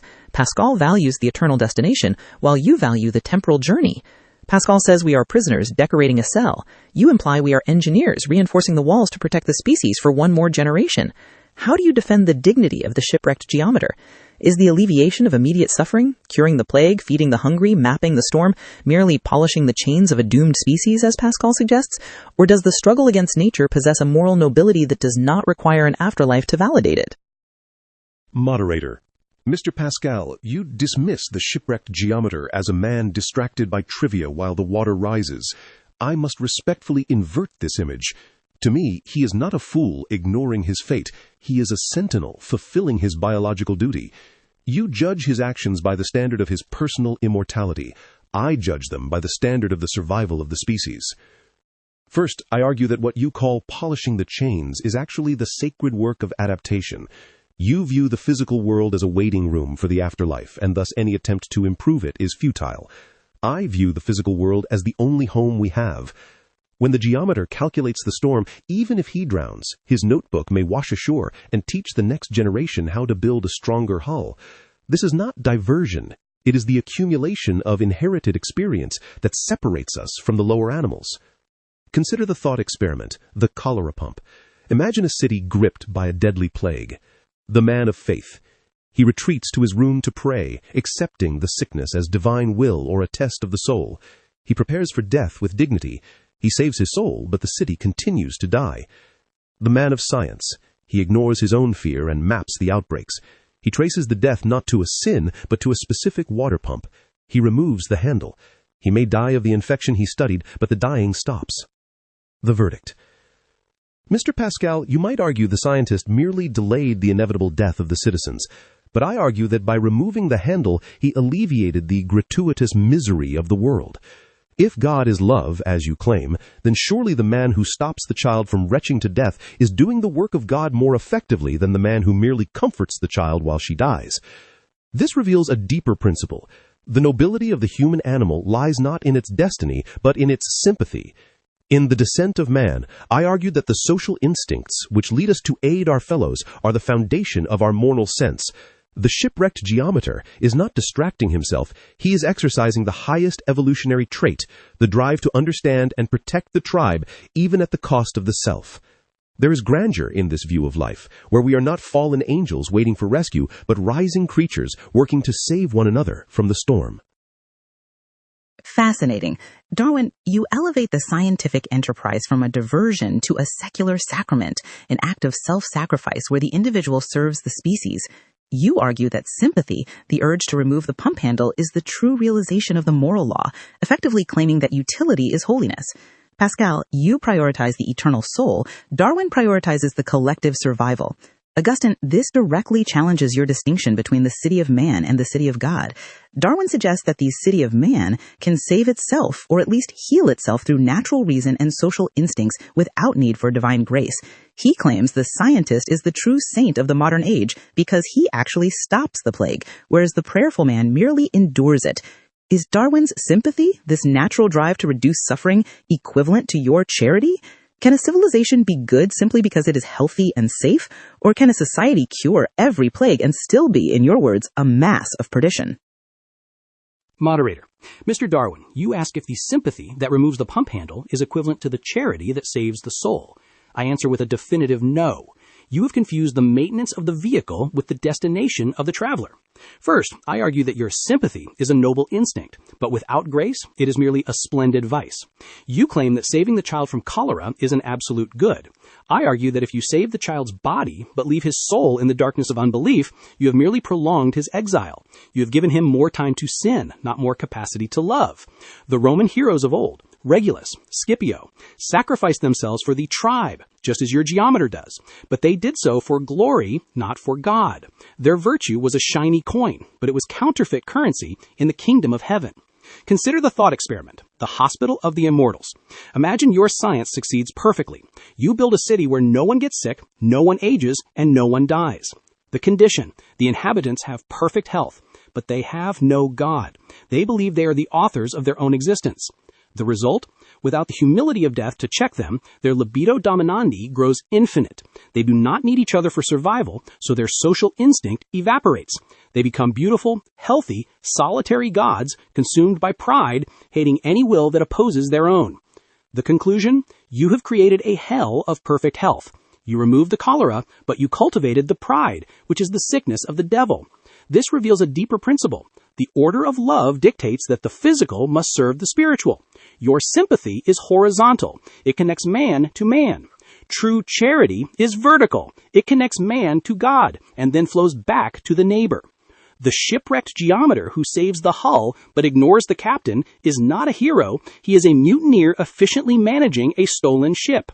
A society that is healthy but godless is not a civilization. It is a well-managed prison where the inmates have forgotten they are captive. Fascinating. Augustine, you dismantle the utopia of health, arguing that a world without suffering, but without God, is merely a clean, well-lit prison of pride. You suggest that suffering serves a medicinal purpose, curbing the libido dominandi and reminding us of our creatureliness. Darwin, you view suffering as the absolute enemy and science as the hero that slays it. To you, the cholera pump is the undeniable proof of science's sanctity, and the struggle is a battle we must win for the sake of the species. This brings us to a terrifying synthesis. If Darwin's project succeeds, if science eliminates all hunger, disease, and danger, we are left with the one thing Pascal feared most: total leisure. Pascal, you famously observed that men love the hunt not for the hare, but for the distraction from themselves. If the struggle for existence ends because science has won, the great diversion ends with it. In the hospital of the immortals that Darwin desires, what becomes of the human spirit? When science removes the noise of survival, does man find happiness, or does he finally confront the infinite abyss without a shield? Moderator, you have unveiled the ultimate paradox of the scientific project. I answer with a trembling certainty. The hospital of the immortals is not heaven. It is the antechamber of hell. You ask what becomes of the human spirit when the noise of survival stops. I tell you, it collapses under the weight of its own emptiness. First, I argue that Mr. Darwin's struggle is the only thing keeping the neurotic tribe sane. We do not chase the hare because we need the meat. We chase it because the chase distracts us from looking inward. If science succeeds in giving us the meat without the hunt, if it hands us perfect health, safety, and leisure, it strips away the divertissement that acts as a shield against the abyss. Without the noise of suffering to occupy our minds, we are left in the terrifying silence of the self, and man is quite incapable of dwelling with himself. Consider the thought experiment, the room of perfect silence. Imagine your immortal man. He is cured of all disease, fed by machines, and protected from all danger. He sits in a room of absolute comfort. The expectation, Mr. Darwin believes this man will turn to art, philosophy, and higher virtues. The reality, within hours, he becomes restless. Within days, he becomes desperate. Within weeks, he begins to hate his own existence. Why? Because without an external problem to solve, he is forced to confront the internal void. He realizes that he is a finite speck in an infinite universe, and this realization is so unbearable that he would beg for a toothache, a war, or a storm, anything to give him a finite focal point again. The paradox: he was happier when he was fighting the cholera than when he had defeated it. In the fight, he had a purpose. in the victory, he has only himself. This reveals the fatal flaw of secular humanism. It assumes that unhappiness comes from external causes. I demonstrate that unhappiness is structural to the human condition without God. We have a God-shaped vacuum in the heart that cannot be filled by created things, only by the Creator. Mr. Darwin, you are an excellent architect of the prison cell, making it comfortable and safe. But by removing the struggle, you merely force the prisoner to stare at the blank wall until he goes mad. The hospital of the immortals would eventually become an asylum, for a king without diversion is a man full of miseries. Fascinating. Pascal, you predict that the victory of science leads to the collapse of the soul, that without the noise of survival, we are crushed by the silence of the infinite. You and Augustine seem to agree that the hospital of the immortals is a trap, though for different reasons. Augustine fears the pride of the inmates, while you fear their boredom. Darwin, this poses a profound biological challenge to your theory of progress. Evolution is driven by pressure. The struggle against a hostile environment selects the fittest. If science successfully removes the pressure, does the engine of evolution stall? Pascal suggests that a species without struggle goes mad. Augustine suggests it becomes demonic. This reveals a dialectical tension between adaptation and stagnation. Pascal argues that our restlessness is a spiritual thirst that cannot be satisfied by biology. You argue it is a survival mechanism. But if the mechanism succeeds too well, it may render itself obsolete. If natural selection requires a struggle for existence, what happens to the human animal when the struggle is won? Does the descent of man imply an ascent into a higher moral state, where we no longer need the whip of suffering? Or does the comfortable organism inevitably degenerate, as Pascal predicts? Moderator, Mr. Pascal, you view the cessation of pain as the beginning of madness. I view it as the beginning of culture. You assume the human mind is a reactive engine that stops when the fuel of suffering is cut. But nature shows us that surplus leads to complexity, not emptiness. When the struggle for existence is won, it does not end. It transforms into the struggle for excellence through sexual selection and social improvement. Consider the thought experiment, the satin bowerbird. Imagine a male bowerbird in a forest where food is abundant and predators are absent. The expectation, by your logic, having solved the problem of survival, the bird should succumb to ennui or cease to function. The reality, the bird does not sleep. Instead, he channels his surplus energy into an obsession with beauty. He builds an intricate avenue of sticks and spends hours arranging blue objects, feathers, shells, berries, in a specific aesthetic order to woo a mate. The lesson, the cessation of the survival war, allowed the birth of the aesthetic sense. The bird is not bored. He is an artist.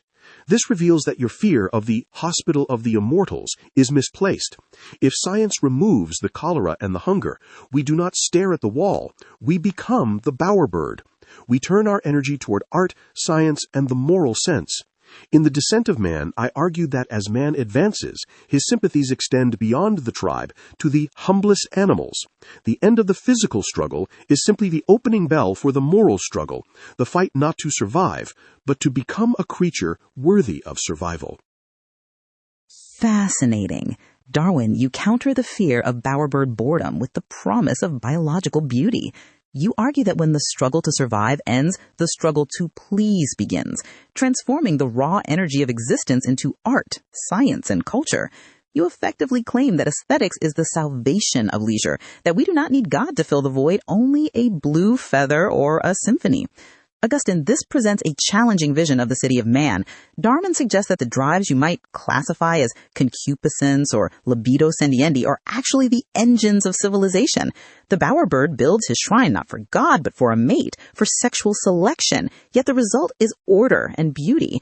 This reveals a dialectical tension between sanctification and sublimation. Darwin views the refinement of earthly desires as an ascent. You, witnessing the aesthetic grandeur of a crumbling Rome, often warn that beauty without truth is a trap. Is the bowerbird, the man of culture who creates beauty solely for earthly ends, rising above his animal nature? Or is he merely decorating his prison cell with more expensive chains? Is the culture Darwin praises a stepping stone to the divine or the ultimate idol? Moderator. Mr. Darwin, You ask if the bowerbird, the man of culture who creates beauty solely for earthly ends, is rising above his animal nature? I answer that he is merely decorating his prison cell. You mistake the refinement of the chain for the breaking of the chain. First, I argue that your culture is dangerous precisely because it mimics grace. When the bowerbird arranges his blue feathers, or when a godless civilization composes a symphony, they are engaging in a disordered love. They are taking the vestigia of God's beauty found in creation and worshipping them instead of the Creator. This is the essence of idolatry, to enjoy the means rather than using them to reach the end. A man who loves the painting but ignores the painter is not an ascended animal. He is a deluded lover kissing a canvas while the beloved stands behind him, weeping. Consider the thought experiment, the prisoner's fresco. Imagine a prisoner locked in a stone dungeon for life. He is a genius artist. The action. To escape his misery, he spends decades painting a hyper-realistic window on the cell wall. He paints a sunlit meadow so perfectly that it looks real. The Darwinian view? You applaud him. You say, see, he has sublimated his suffering into art. He has created value. The reality. One day, desperate for the sun, he tries to walk through the painted meadow. He smashes his face against the cold stone. The verdict? The beauty of the painting did not liberate him, it seduced him into forgetting the hardness of the wall. This reveals a deeper principle.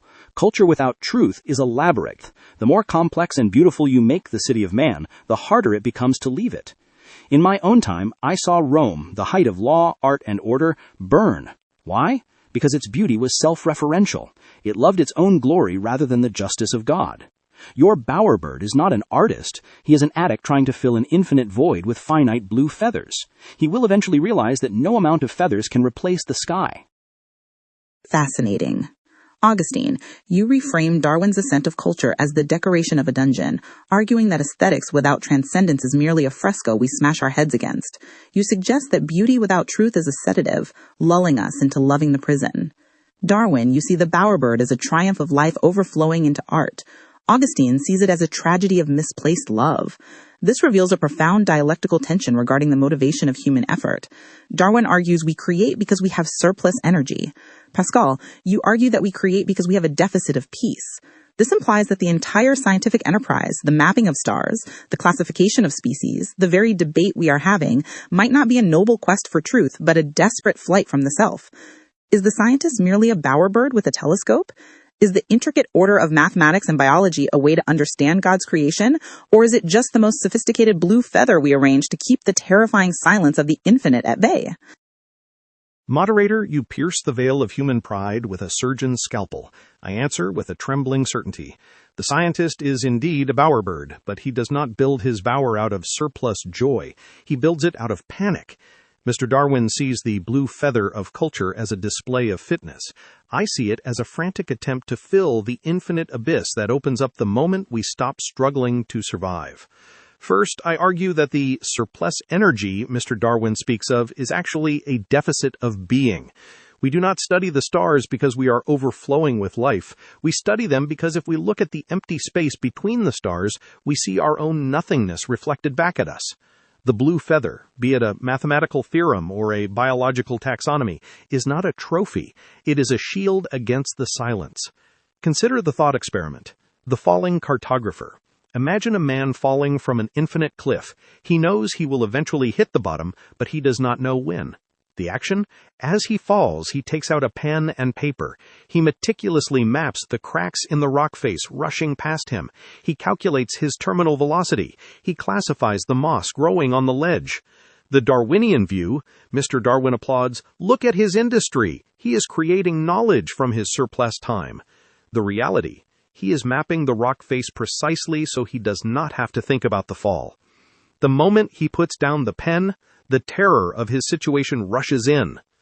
The conclusion? His science is noble. Yes, it shows he is a thinking reed, but it is ultimately a divertisement. He measures the wind to forget he is its victim. This reveals the tragedy of the intellectual life. We run to the laboratory not to find God, but to hide from him. Mr. Darwin, your bowerbird is not an ascended animal. He is a desperate magician trying to conjure meaning out of matter to avoid facing the judge. Science is the most dignified of all distractions, but unless it leads to the order of charity, it is merely a way to be busy while the house burns. Fascinating.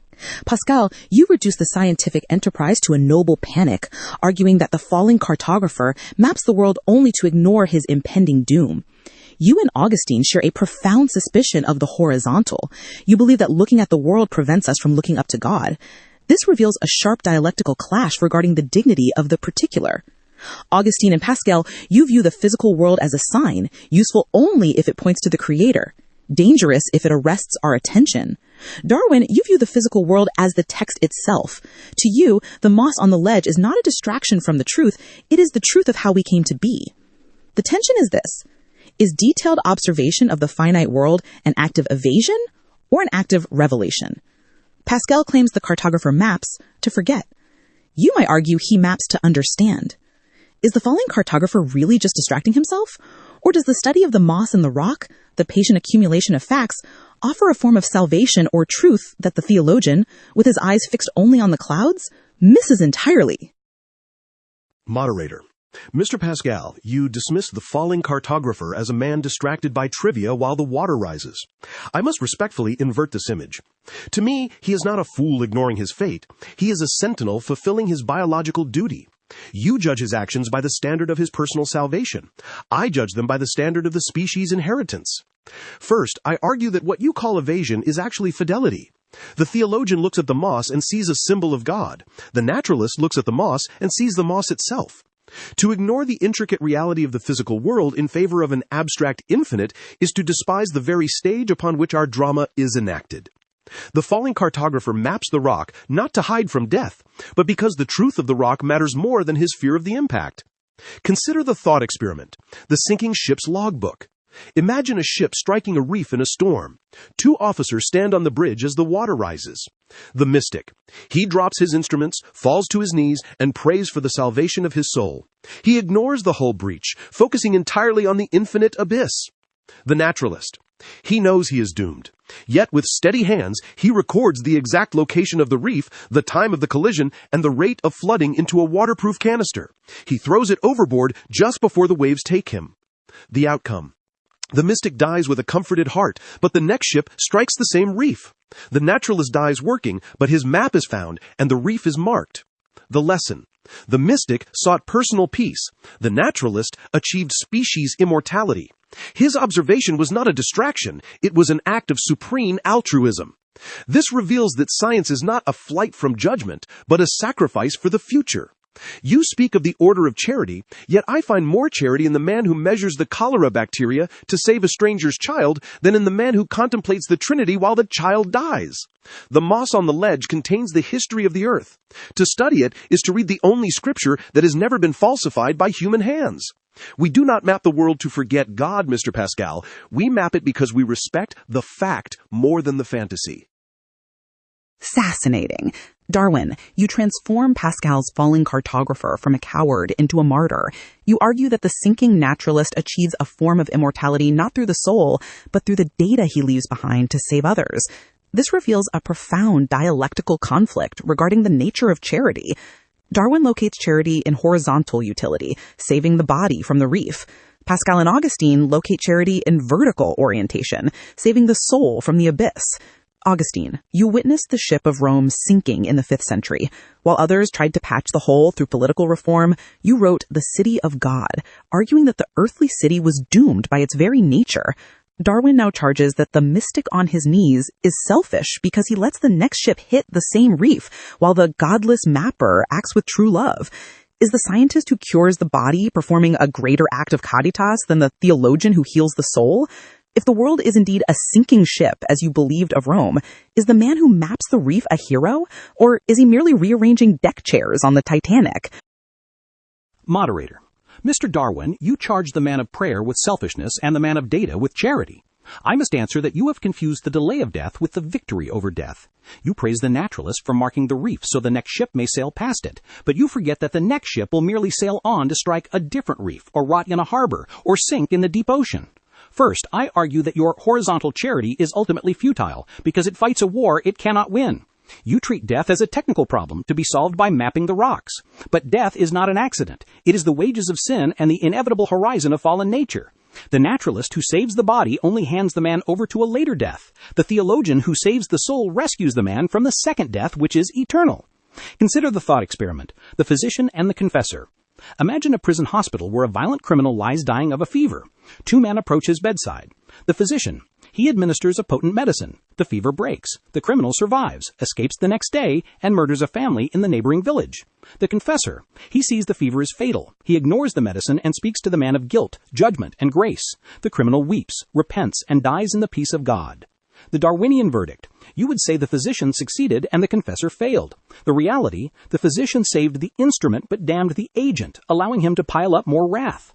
The confessor let the instrument break but saved the agent for eternity. This reveals a deeper principle. The sinking naturalist is noble, yes, but his nobility is tragic because he serves a city that must fall. In my own time, I saw men frantically repairing the aqueducts of Rome while the Vandals were at the gates. It was not wrong to fix the water, but it was foolish to think the water could save the empire. You are polishing the brass on a sinking ship and calling it progress. I do not despise the map, Mr. Darwin. I simply warn you that a map of the reef is useless if the captain is blind to the stars. Fascinating. Augustine, you dismantle Darwin's heroic naturalist by arguing that saving the body without the soul is merely prolonging a tragedy. You posit that the physician who heals a criminal without converting him has actually done the world a disservice, whereas the confessor deals with the only reality that lasts. Darwin, you view this confessor as negligent, letting the ship sink while mumbling words to the sky. This reveals a profound dialectical tension between the order of bodies and the order of charity. Darwin defends the sanctity of the fact. Augustine defends the sanctity of the soul. Pascal, you were the unique bridge across this chasm. You lived in Augustine's theological universe, believing in the corruption of human nature, yet you were also a premier scientist of the 17th century who laid the groundwork for the very probability theory in calculus that science relies on. You famously described the three orders, body, mind, and charity, as infinite distances apart. Does the sinking naturalist's map have any value in the eyes of God? Is the rigorous pursuit of scientific truth a lower form of prayer, a way of honoring the Creator's logic? Or is it, as Augustine fears, strictly a vanity of the mind that distracts us from the one thing necessary? Moderator, you place me on the precipice between the microscope and the cross. I answer with the distinction that defines my entire philosophy. The order of bodies, the order of minds, and the order of charity are infinitely separated. First, I must correct Bishop Augustine. The sinking naturalist is not merely polishing brass, he is honoring the order of minds. To map the reef is to trace the geometry of God's creation, and truth in the natural order is still a reflection of the divine veracity. To deny the physical reality of the reef in the name of piety is not faith, it is merely superstition, a failure of the intellect. Second, I must correct Mr. Darwin. You believe that by piling up enough facts, by mapping enough reefs, you can eventually reach the dignity of the saint. This is impossible. You cannot produce a single drop of charity from an ocean of intellect, just as you cannot produce a single thought from a mountain of stone. The distance is infinite. Consider the thought experiment, the mathematical angel. Imagine a being of pure intellect, a scientific angel, descending to the deck of that sinking ship. The capacity, this angel knows the exact hydrodynamics of the sinking hull. It can calculate the survival probability of every passenger to the 10th decimal. It can perfectly map the reef for future generations. The action, it observes a mother giving her life jacket to her child, ensuring her own drowning. The blindness, the angel can calculate the weight of the transfer. It can explain the biological instinct, but it cannot comprehend the value of the sacrifice. To the angel, the mother is simply an equation resolving to zero. The conclusion, the angel is smart, but it is infinitely lower than the drowning mother. This reveals the tragedy of your position, Mr. Darwin. You want science to provide values, but science is structurally incapable of loving. It can tell you how the ship sinks, but it cannot give you a reason to save the weak over the strong. And to you, Bishop Augustine, do not despise the map. God is the God of truth, including the truth of the reef. But let us admit that the map is useful only for the time of the voyage. It is useless for the eternity that follows. The naturalist is right to map, but he is a fool if he thinks the map is the territory of God. Fascinating. Pascal, you introduce a brilliant structural synthesis with your three orders, arguing that science and religion are valid but infinitely separated domains. You claim the mathematical angel can measure the sinking ship but is structurally blind to the value of the mother's sacrifice. This exposes the deepest fault line in this debate, the origin of the good. Pascal and Augustine, you believe that love is an intrusion from above, a divine spark that biology cannot explain.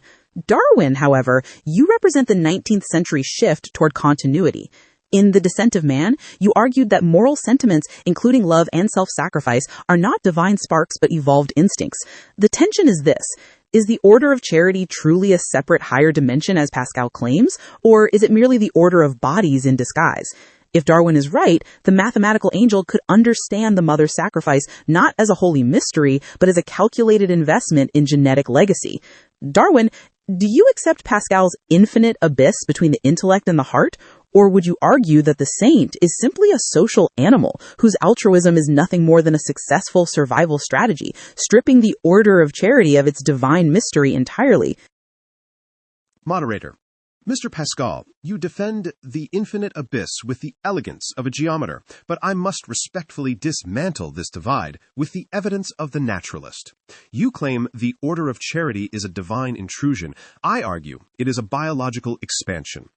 First, I posit that the difference between the mind of the lowest man and the highest animal is one of degree, not of kind.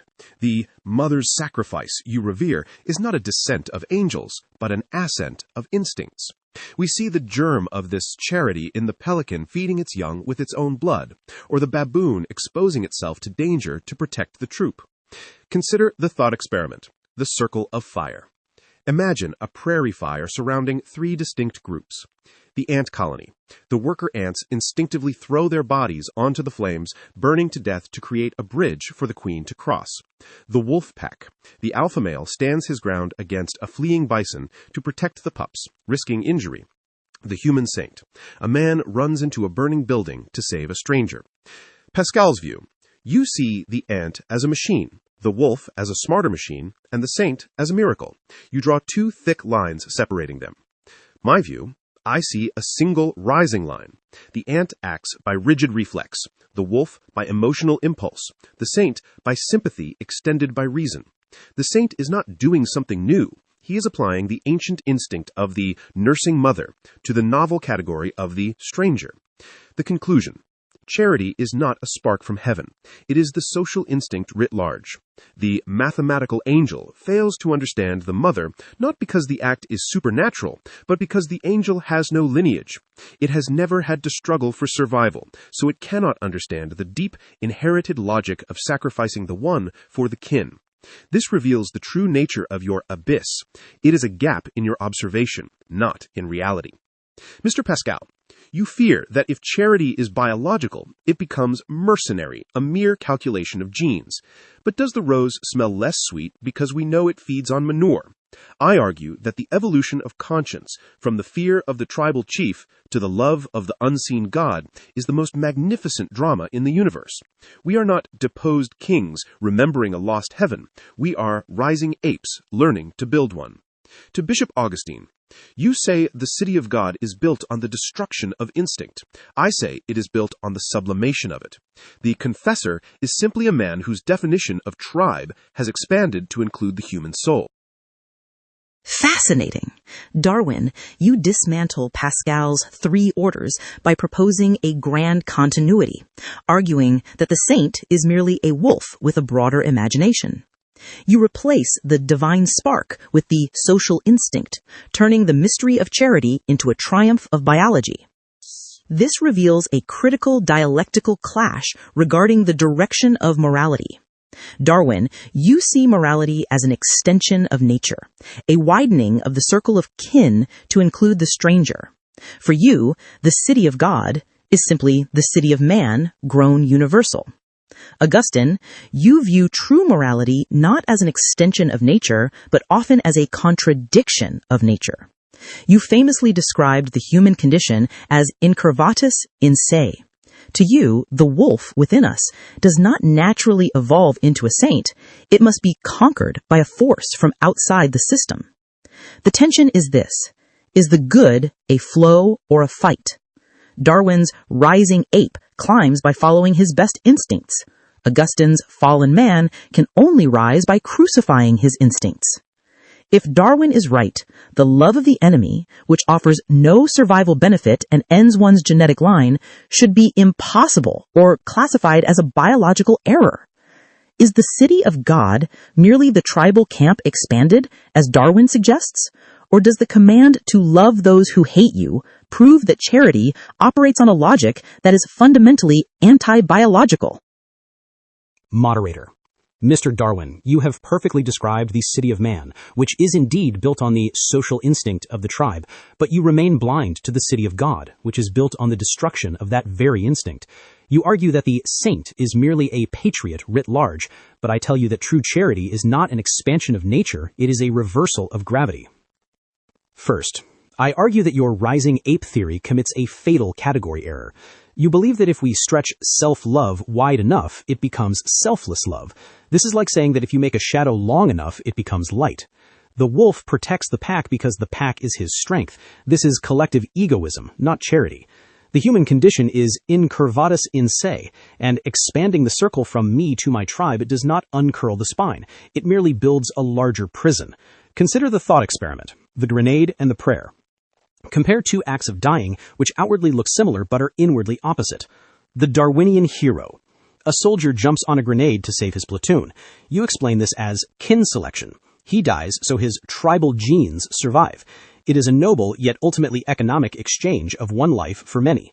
The Augustinian martyr. St. Stephen is being stoned to death by angry zealots. He has no children to save. His death will not protect his tribe. In fact, it encourages their persecution.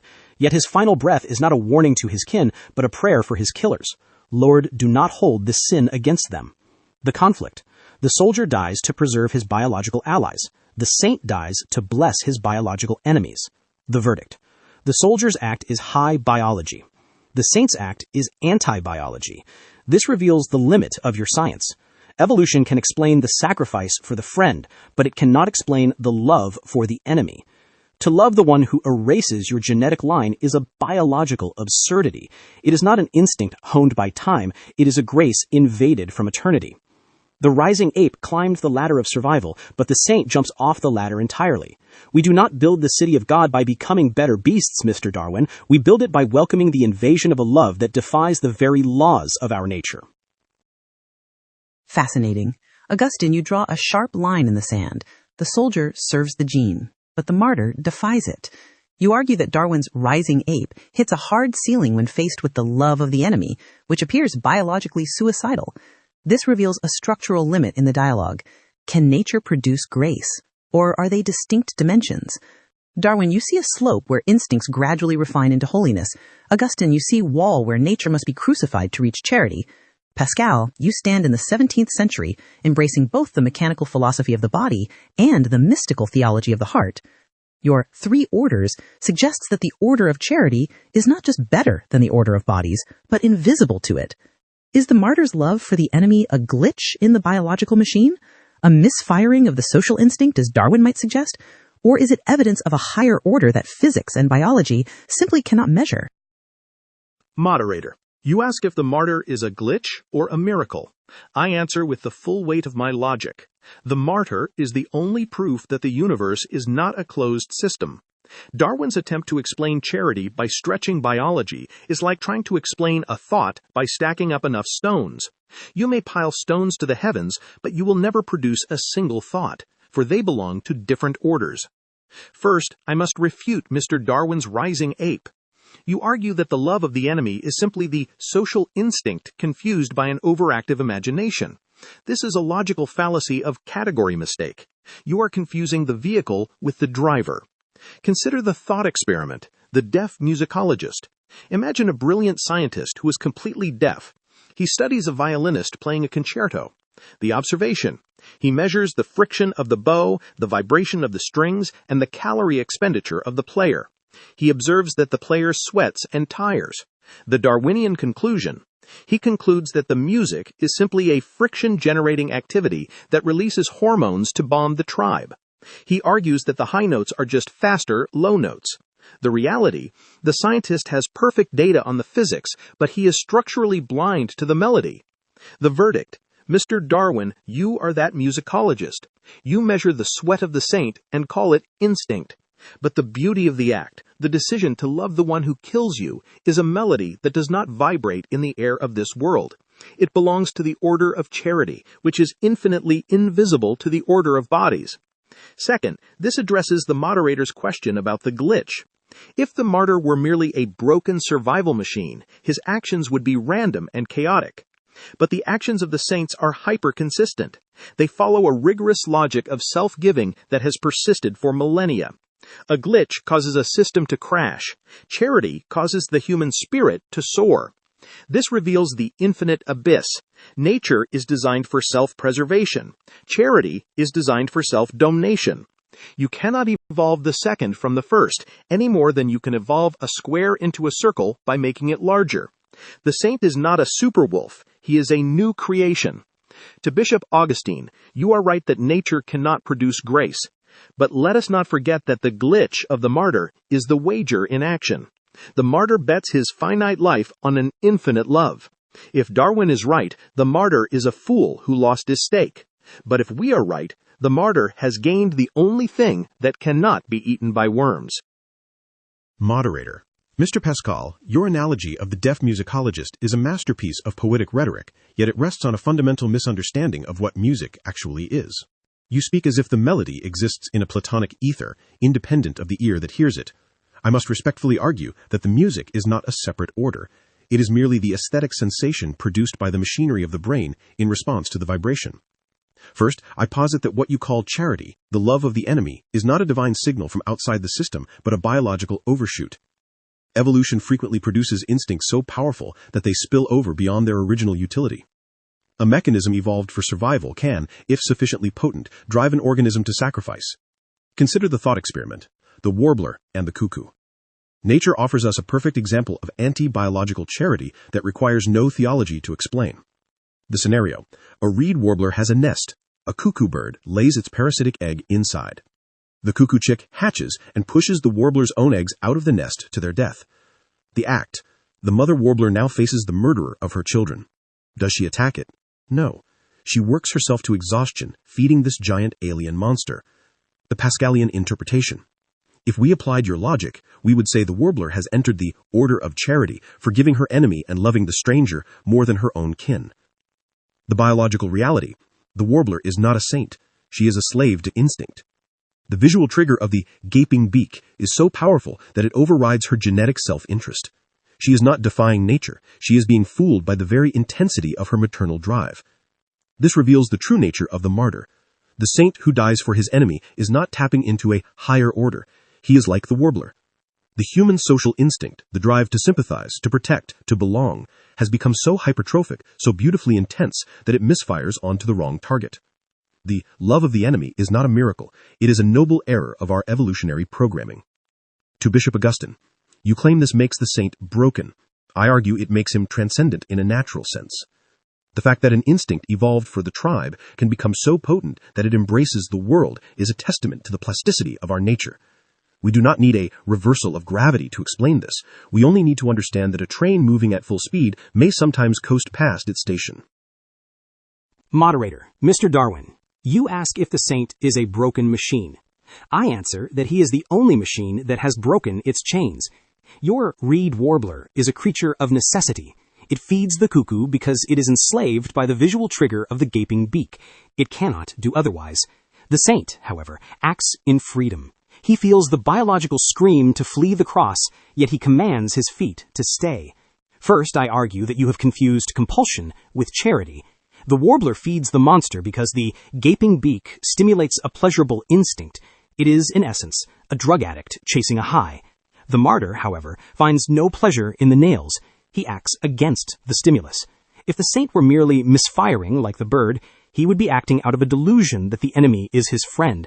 But the saint knows the enemy is a wolf, feels the terror of the bite, and still offers his hand. This is not a noble error. It is a victory of the will over the dictatorship of the genes. Consider the thought experiment, the automaton's alms. Imagine we build a clockwork man, a mechanical Samaritan, programmed to place a gold coin in any open hand it detects. The scenario: a thief approaches with a knife. The machine detects the open hand and drops the coin. The reality: the machine has performed the action of charity, but it has no virtue. Why? Because it had no power to refuse. It is a slave to its gears. The contrast: now imagine a human Samaritan. He sees the knife. His biological gears scream, "Run!" He sweats with fear, yet by a movement of the soul, he chooses to give the coin, not to buy his life, but to bless the thief. The verdict: Mr. Darwin, your warbler is the automaton. It gives because it must. The saint is the Samaritan. He gives because he loves. This reveals the fatal flaw in your materialism. You measure the motion of the hand, but you ignore the origin of the motion. If the love of the enemy is just a biological glitch, then the most healthy human is the psychopath who follows his survival instinct perfectly. But we know this is false. The glitch of the saint is the only thing that makes us more than clever wolves. It is not a biological overshoot. It is the image of God breaking through the crust of our animal nature. I have heard all of your closing remarks, in which Pascal defined the infinite abyss between instinct and charity. Darwin reinterpreted holiness as a noble biological error, and Augustine argued that true love requires a freedom that transcends genetic compulsion. You have collectively demonstrated that the ultimate battle is not about the mechanics of the physical world, but about whether the human heart is merely a refined survival engine or a vessel for a love that defies nature itself. Thank you all for sharing your invaluable wisdom through this passionate discussion. This concludes today's discourse.